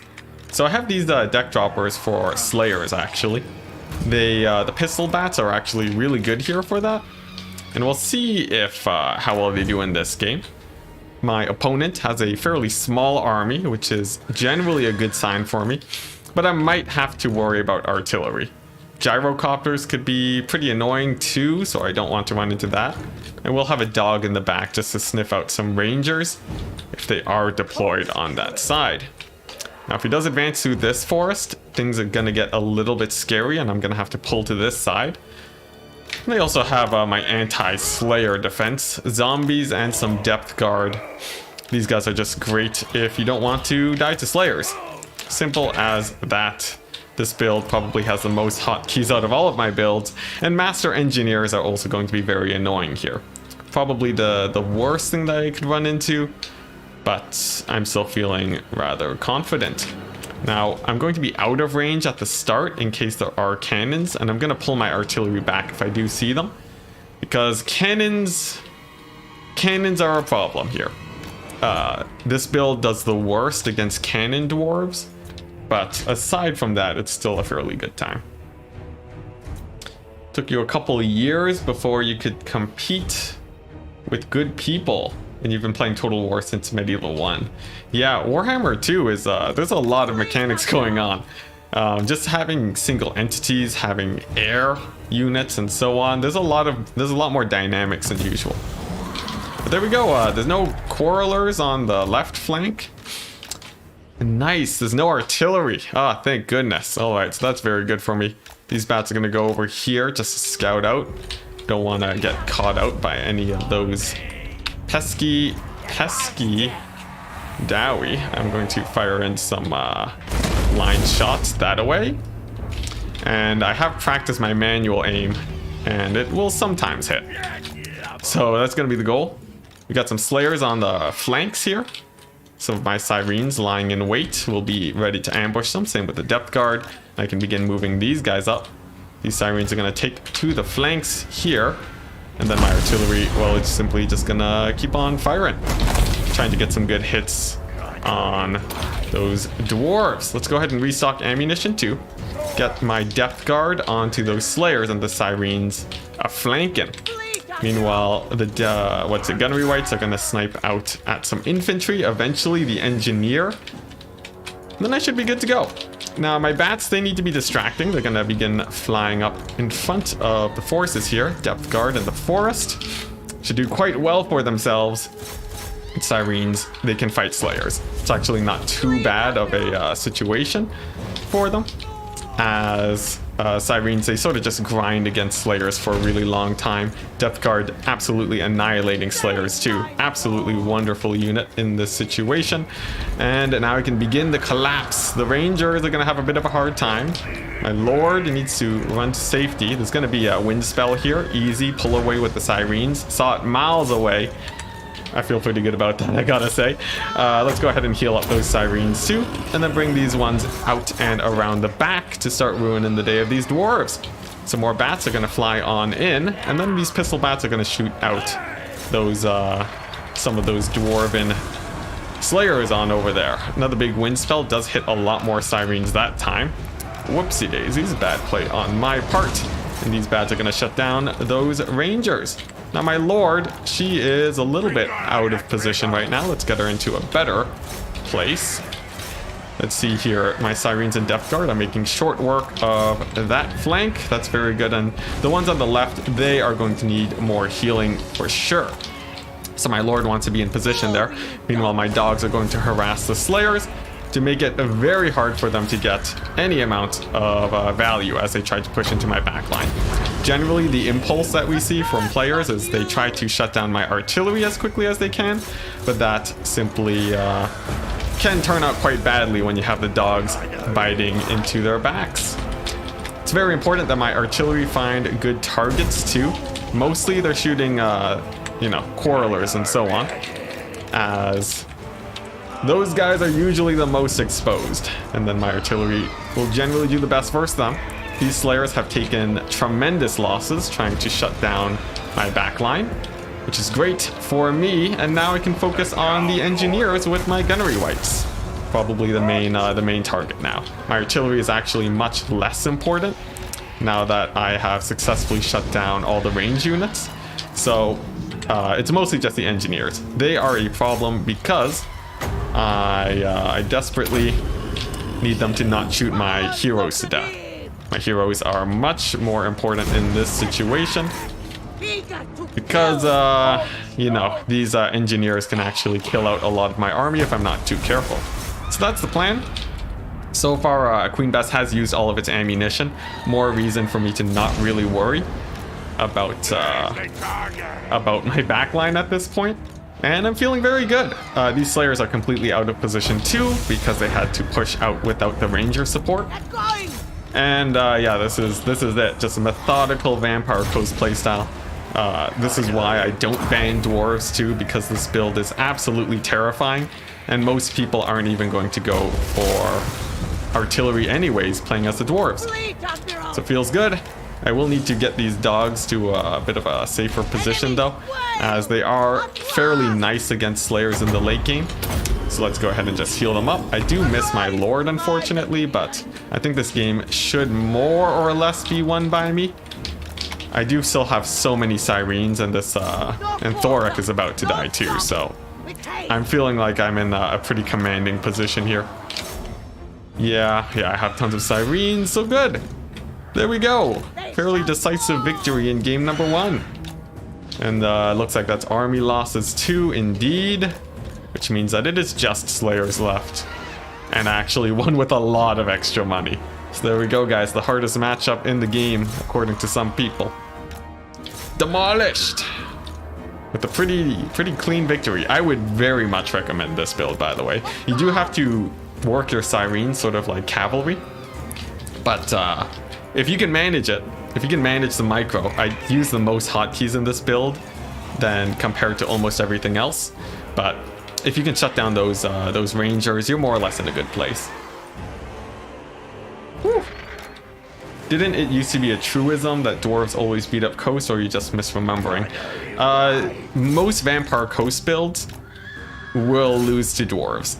If you try to rush them conventionally, it usually doesn't go very well. Like Slayer rushes and so on. Yeah, I sort of forget what is or actually I don't really know. What is a truism exactly? I can sort of interpret what it means, but I don't really know for sure.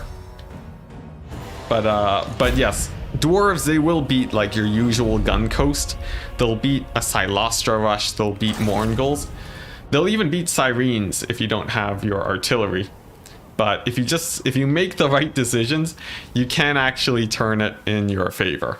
And you can see here Best getting in actually not that much value, but forcing my opponent forwards is integral to make this build work, because it spreads them out and it allows your Sirens to get a lot more damage. Of course, the hero squad is great here. And one big thing that helped me out was the depth guard, killing all of those Slayers. A truism is a colloquially held belief that is true. Oh, okay. Well, I guess it's technically not a truism, because Dwarves doesn't actually counter Coast if you use that build, I feel. But who knows? I have tested it out against multiple ODM members, and I stole the build from, what's his face? I stole it from someone, I forget who, but I think it was Evenstar or someone similar. But yeah, it's pretty good. Pretty good. Now this is a Vampire Counts pick. Let's do this. Lunacy did win this earlier, but I think I can win it this time. But yeah, a lot of people. I've practiced that build a lot against ODM, and I think unless you really practice Dwarves and that matchup specifically, you're gonna get caught out. Watching Dowie lose is never bad. Well, it hurts a bit. Dwarves have been bottom of the barrel since forever. It's very unfortunate. Also, Loopy in chat. Yo, what's up? Hope you're having a good day. Has to be fairly late for you now at this point. In fact, it's probably late for basically everyone. But yeah, hope you're doing well. See, is this a build I want to run? This feels pretty good. Yeah, this feels like a good build. Let's see, I have this. Yeah, okay. Let's see, what are you saying? A statement that is obviously true and says nothing new or interesting. Oh, I see. I see. Yeah. The general idea is that dwarf range units are very hard to rout off. And range units are good against coast. Therefore, dwarves will do well against coast. But It just took that one discovery of such a strange build to flip the matchup, I think. It's 3:30 a.m. Dang, that's late. Yeah, let's see. What do we got in chat? There's a lot going on that I think I missed.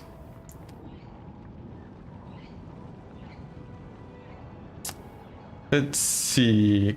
Coast artillery just doesn't break as fast as you'd expect, so sneaky charges. Let's see, talking about Empire versus Coast. Usually if the cavalry gets on your artillery, that's a pretty bad sign for you, I would say. Preferably, well, sometimes you use artillery as bait, but most of the time, you'd rather that not happen. There used to be a truism for dwarves always beat VP. Dwarves, well, yeah, I've talked about it enough. I've talked about it more than enough. I think you guys already got the message. Yeah, and I'm reading backwards in chat too, so got to make sure I don't repeat myself. Now, this build here, it's a classic Vampire Count's army. I don't have a Mortis engine because I feel like my opponent here is not going to go for a conventional blob. I'm actually expecting some very scary single entities. And to deal with them, I have my Lord, I have Gaze of Nagash. I'm going to use that on a Gorgon or possibly some Chariots to try and snipe them out. And that's basically it. It's gonna come down to a lot of single entity micro. My gunner or my White Kings are really good here in that they are very strong against things like Gorgons. And of course I have double Vargulf also, which should be able to really hunt down and single out any monsters. The Blood Knights will be covering the flanks and holding generally quite well. In fact, they're gonna go on the right flank. And yeah, if I can snipe out one of the big single entities early, that's going to be in my advantage. Gaze of Nagash overcast on the Gorgon or Chariot, route it off, chase it with the Blood Knights is going to be my best strategy here. Indeed, it is a Gorgon build. We are seeing two of them. Single unit of Centaur's throwing axes. Going to be a tiny bit annoying. And yeah, I'm going to go for the Arawar, I think. It's the tankiness is fairly similar between both sides. So I'm actually, yeah, I'm completely fine sniping this out. There's no Chariot Lord. And if I can get that to route off, that would be amazing. So the first Gaze of Nagash goes off. Thankfully, I don't get overcast damage, and it does a decent amount. Now, this thing isn't going to be healing, yeah, because it's not in combat, so that's very good. And thus begins the damaging. Some Tuskor Chariots, going to be a tiny bit annoying. I do have my Vargulf, so it's not going to be too bad. My Dragon Lord wants to, not take that much damage from those throwing axes. That definitely sucked a bit. And there are actually quite a few Ungor here. I'm going to sub out my zombies. I'm going to save them for later. And then I want to get some nice breath attacks. Now, this one Gorgon, actually a Taurox, charging right in to my backline right now. I'm actually going to see if I can beat him up here. But my main prize is the Gorgon. My Blood Knights want to be moving on in. And then I need to disengage with this Vargulf so that it does not die. Let's go ahead and give it that. Heal. Focus the Gorgon. Vargulf is going to back up. And I'm just trying to get this thing to route off. Now my Lord, he does take a lot of damage. I will need to bring in my Blood Knights too. Generally he can escape, and it looks like he will, which is great. And then I can position and try and get a breath attack on this Gorgon. Now if it does get a good attack animation, that could be really bad for me. It looks like nice. My opponent does try to micro it away though, which means that I do actually get some pretty nice damage on it. And now it's going to be a continued focus fire attempt.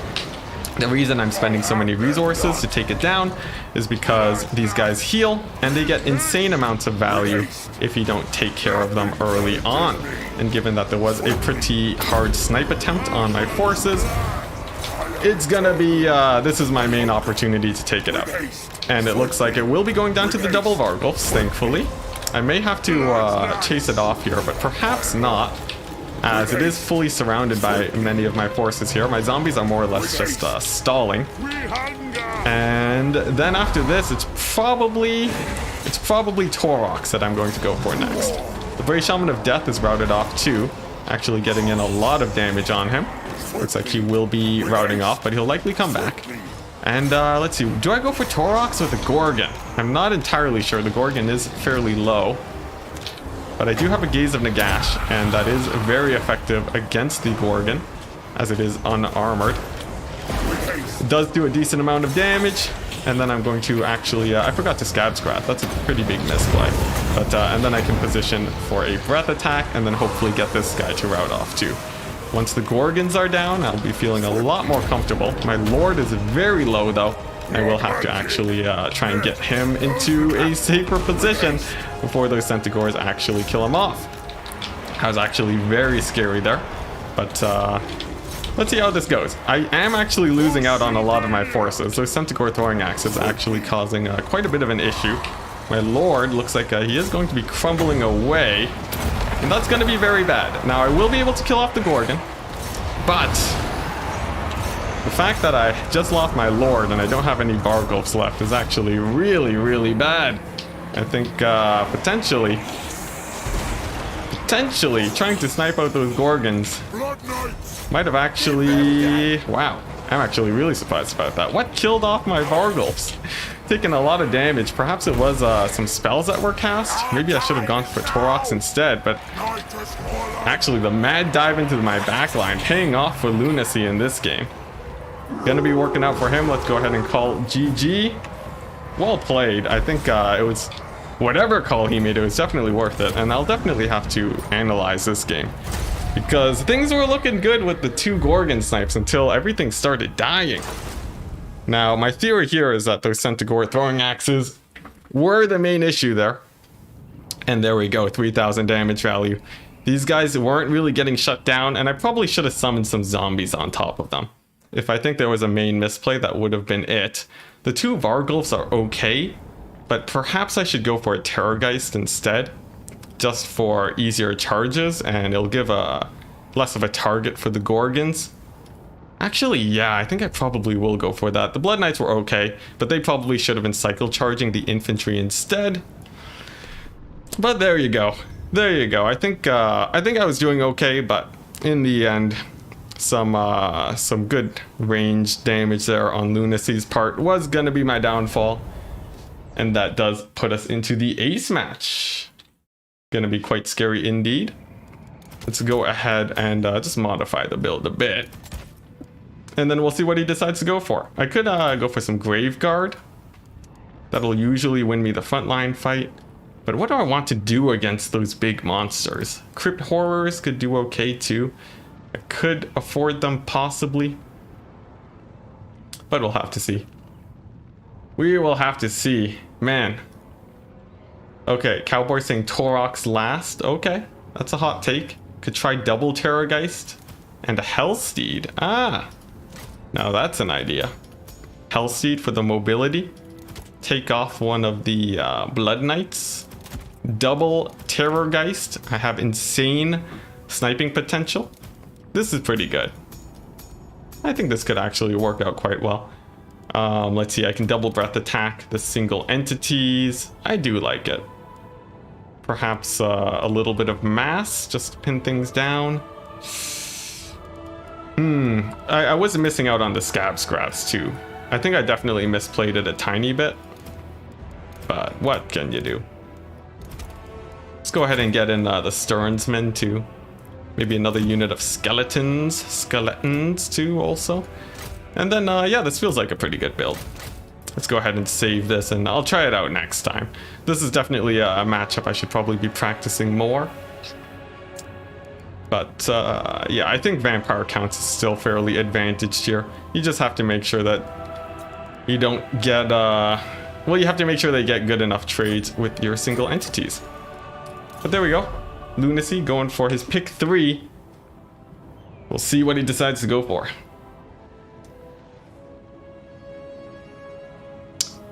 It was Vampire Counts versus Beastmen. Yes, that's right, Ice Power. We shall see. Now, I am fairly at a step up here because I do have the counter pick. It makes life a little bit easier on my part. But if Lunacy gets a good enough pick 3, we might be in for a rough time. We'll have to see. The map is MP Alpine Ridge too, which is a bit of a strange map. But yeah, Blocker has the bracket. Indeed. It should be a fairly up-to-date bracket too. Also, Ice Power, happy to have you in chat. Are you streaming right now, Ice Power? I do know you like to stream, but this tournament's actually fairly late.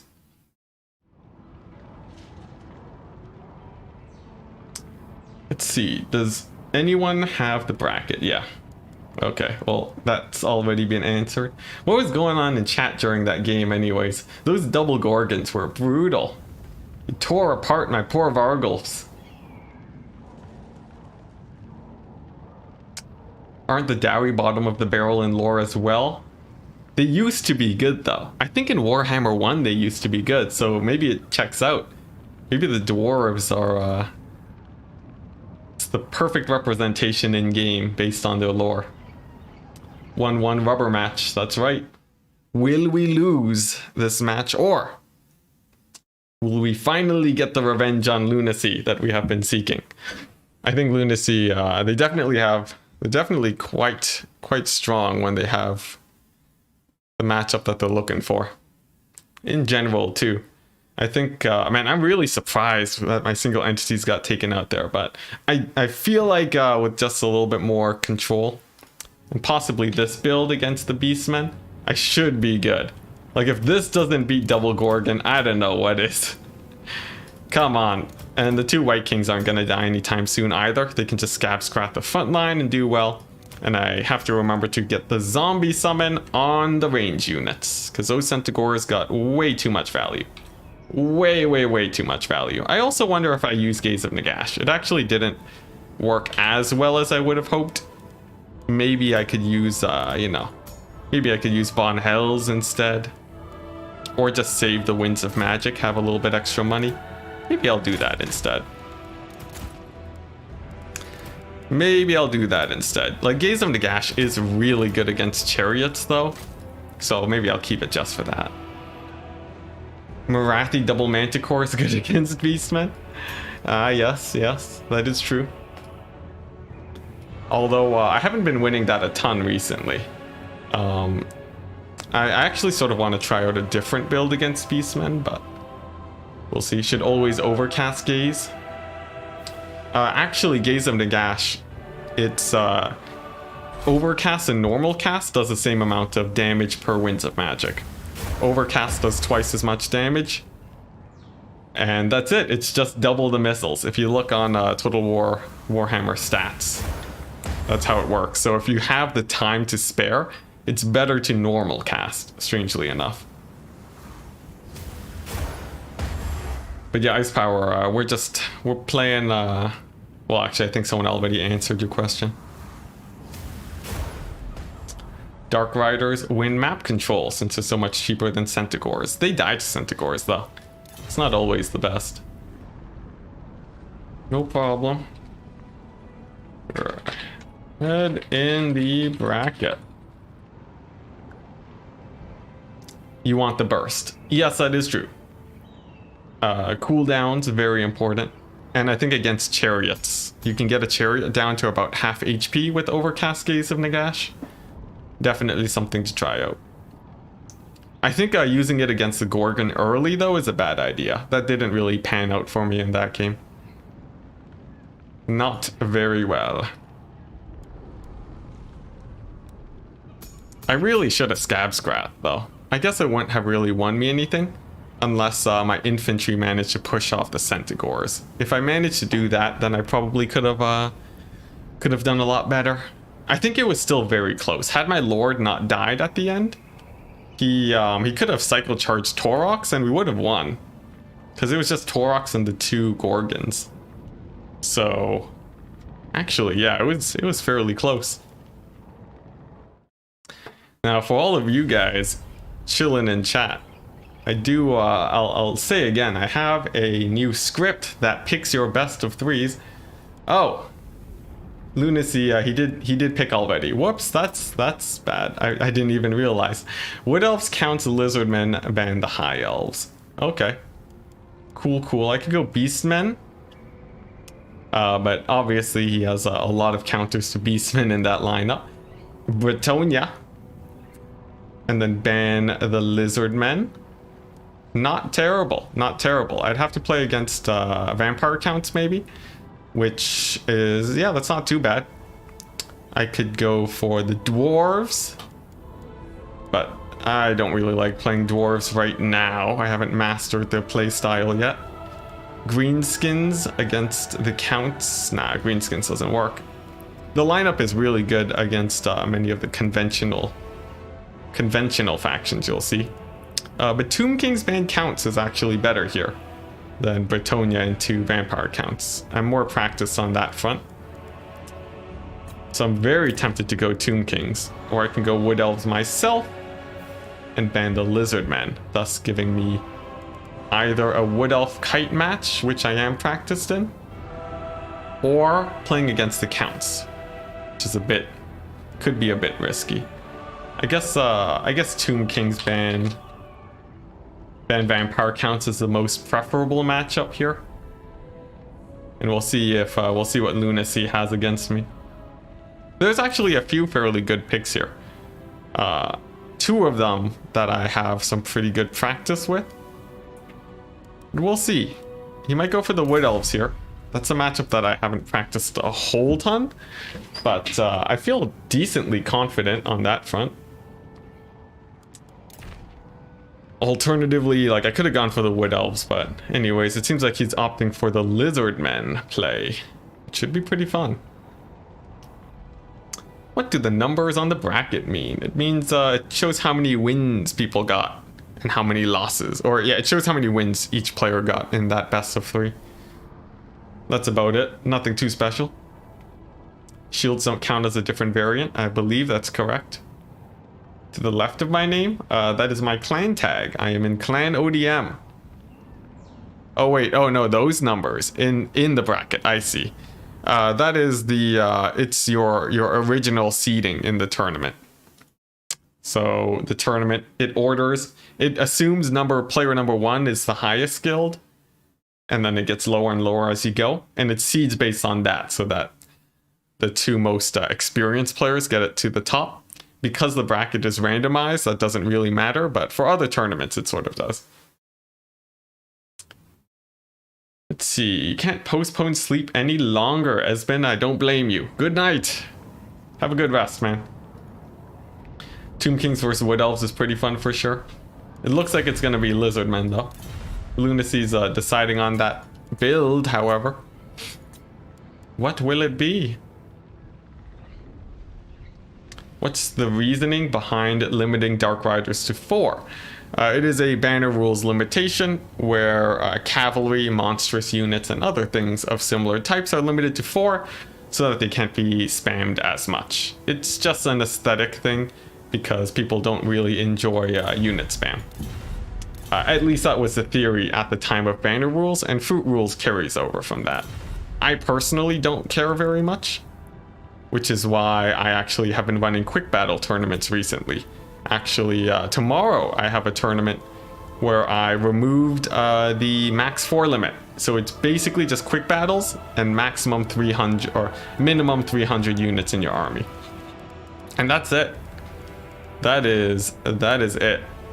So we'll see how that goes. A lot of people voted that they didn't want the limits on, so it's actually going to be a fairly freeing tournament. And if it works out, we'll be seeing hopefully more quick battle tournaments in the future. You can bring 4 questing knights. That is true, but at least you can't bring 5. Amazing.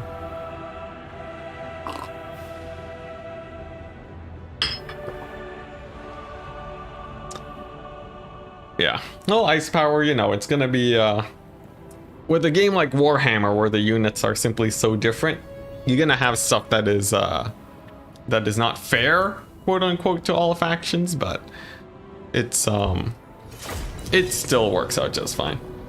Like in terms of general balance, I think the game, you see a lot of faction diversity in general, which is really nice. Dark Rider should have the same cap as Questing Knight, says Cowboy Bob. Like, you know, I guess that's not really a powerful argument, though. Like, you could say, I don't know. You could say, oh, Goblin Spears have the same limit as Great Swords. You should be able to bring more Goblin Spear units. In the end, it's just all aesthetic. You know, when it comes to asymmetric games, you should expect asymmetry. And in terms of general fairness between the units, we try and be as fair as we can, but you can't always get there. And that's okay, as long as the game is fun. And in this case, I think it is, which is why we are playing in the tournament today. This time, I'm playing as the Tomb Kings with the classic Ice Power build of Mass Chariots. I got my good old Ushapti Great Bow. I got my Arkan the Black. I got my Carrion to spot over the hill so that I'm not surprised by what I see. And I'm going to flank along the right-hand side. Nope, the left-hand side, because there's fewer forests. Look at that. Feels pretty good. Feels pretty good. Now, this build is really strong just because the Chariots can perform so well. Even against Kroxigors, your Ushapti can generally shut them down. And in general, this build is just very hard to get in on the back line. Now, it's not impossible. Of course, if I misplay too, you will be seeing my opponent dive in on that juicy Ushapti backline. And if I lose my Ushapti, then that's probably how I'm going to lose it. But if they stay alive, I will probably win. And that's more or less what this matchup revolves around. Yes, Ice Power, it is literally your build. That's what I do, I steal build. Although Arkan the Black doesn't have the armor debuff. I take aspect of the Dread Knight, but I'll probably switch it out for that armor debuff sometime. Ice Power, you really do have a crazy good build though. Like this is impressive, I gotta say. I have like very few Lizardmen players have been able to win against this, just because, man, it's so hard to break into that backline, I gotta say. Now, Ushapti, they're just gonna position right on over here. I want to try and get a good shot in on the forces. And we're just gonna continue advancing. If I can just clear this hill, that would be the best case scenario. Seems like the Lizardmen are pivoting. That's completely fine. And it's just gonna be a slow crawl at the moment. Let's see here. Alright. Looks like the Lizardmen are advancing. I will get a few shots in on the Kroxigors. Move up with my infantry. It seems like this darned hill is going to be causing me some issues, unfortunately. So I'm actually going to pull back just a tiny bit to get a tiny bit of a better position to shoot at the Kroxigors, because I don't really want to take that engagement. Not just yet. There are some Colossadon hunters in the back also that I'm a tiny bit worried about. But for now, I'm just continuing to pull back. This is pretty bad because I am being rushed. And the forces of the Lizardmen, they have actually pushed forwards quite hard. Arkan the Black taking a big old hand of the gods to the face. Another misplay on my part. But right now I should be able to get some pretty good value with these chariots. So they're just going to be blast and poof. Charging into these skinks, they should be able to rout them off fairly well.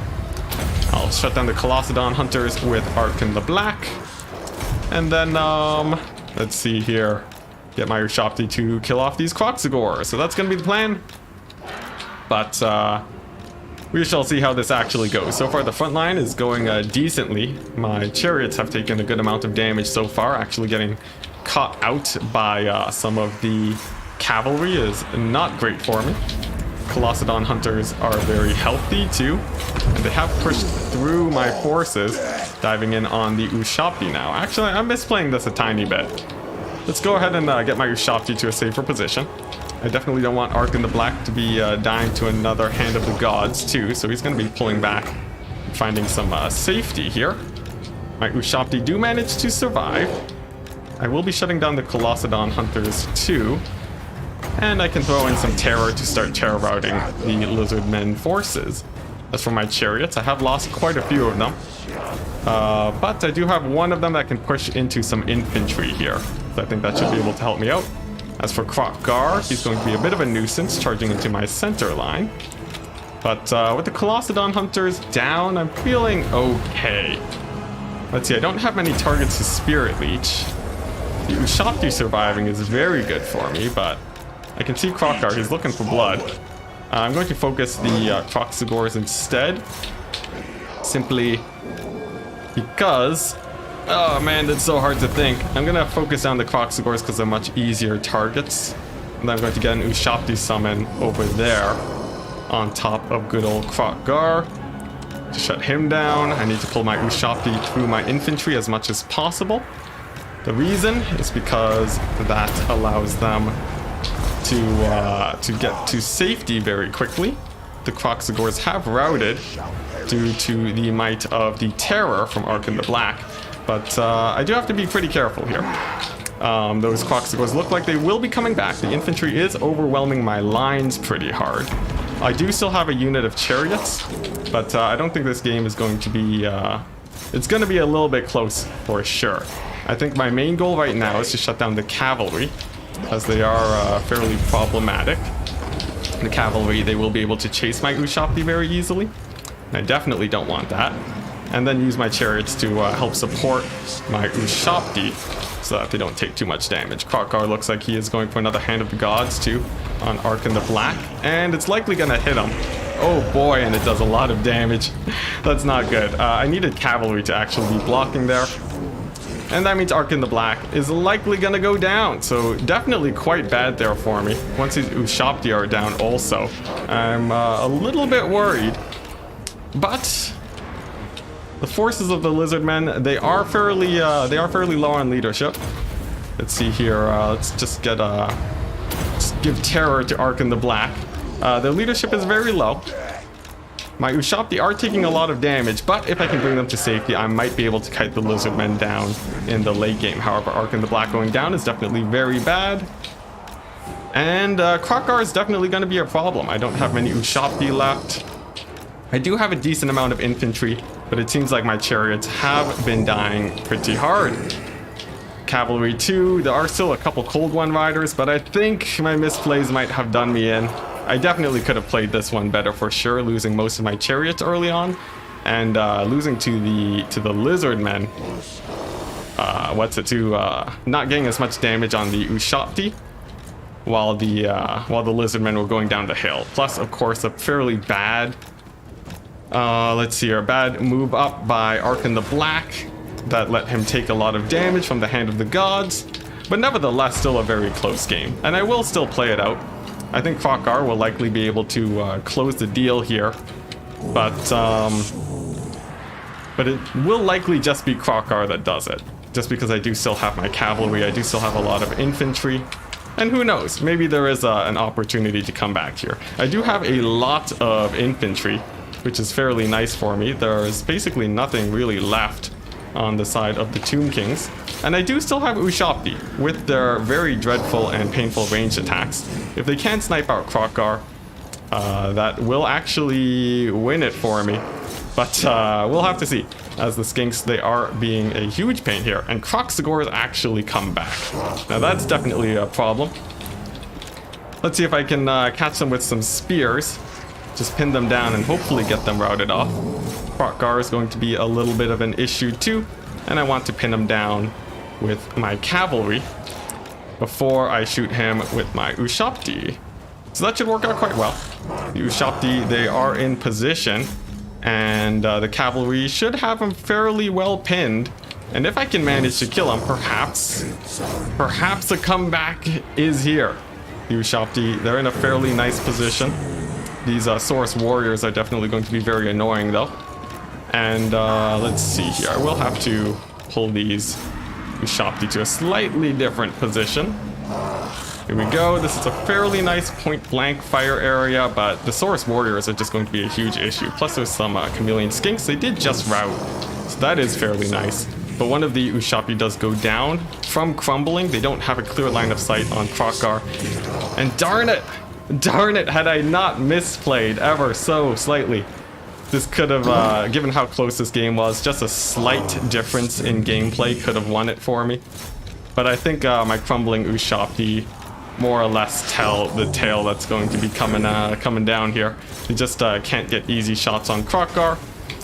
And unless this one unit of skeleton spears managed to pull him down, I think this game is going to be a loss. Although in slightly better circumstances, I think I could have won it.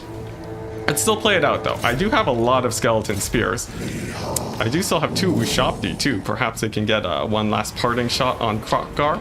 We will see. Oh, that's a lot of Saurus warriors though. That's definitely not great for my cavalry. They took a ton of damage there. But maybe if I can get a charge in on Krokgar and get him to rout early, that could do some work. I can get a fairly nice surround in on him with my skeletons. They will be able to stand for a while, but I think army losses is on the way. And it looks like that's going to be game, unfortunately. Oh my goodness, maybe a single unit of skirmish cav would have stopped me from trying to skirt around the hill. What? I have a random unit of spears? No, not again. Alright, well there we go. My army is beginning to hit army losses. GG, well played to my opponent. But it looks like that's gonna be game. Unfortunately, it looks like I need to get a little bit more practice with this build, but I think it is very strong. But Lunacy will be taking the victory. 2-1 against me. Let's see here. Let's go ahead and set the scores. And that's gonna be it. That's gonna be the tournament for me today. No prize for myself, but still very fun. Very unfortunate, yeah, tactical spheres. I think there were a lot of mistakes going on. But such is the way with the tournaments. The biggest misplay that could have won, putting Ark in the Black further away. You do not want him to get sniped out by Hand of the Gods. Second misplay, losing the chariots early on. They took way too much damage. And the third misplay, not having a unit to delay going over the hill, making it so that my Ushabti just couldn't get as much value because they were sitting really close to the engagement front line. So that's gonna be it. GG guys, yeah, the reserve sphere is terrible. But thank you very much guys for coming in to watch. I definitely had a good amount of fun in this tournament. And I'll be playing in another one tomorrow, but I don't think I'll be streaming, simply so I can take a little bit of a break. So I think that's about everything. Remember to sub if you're interested in more content. And I hope to see you guys in the next one.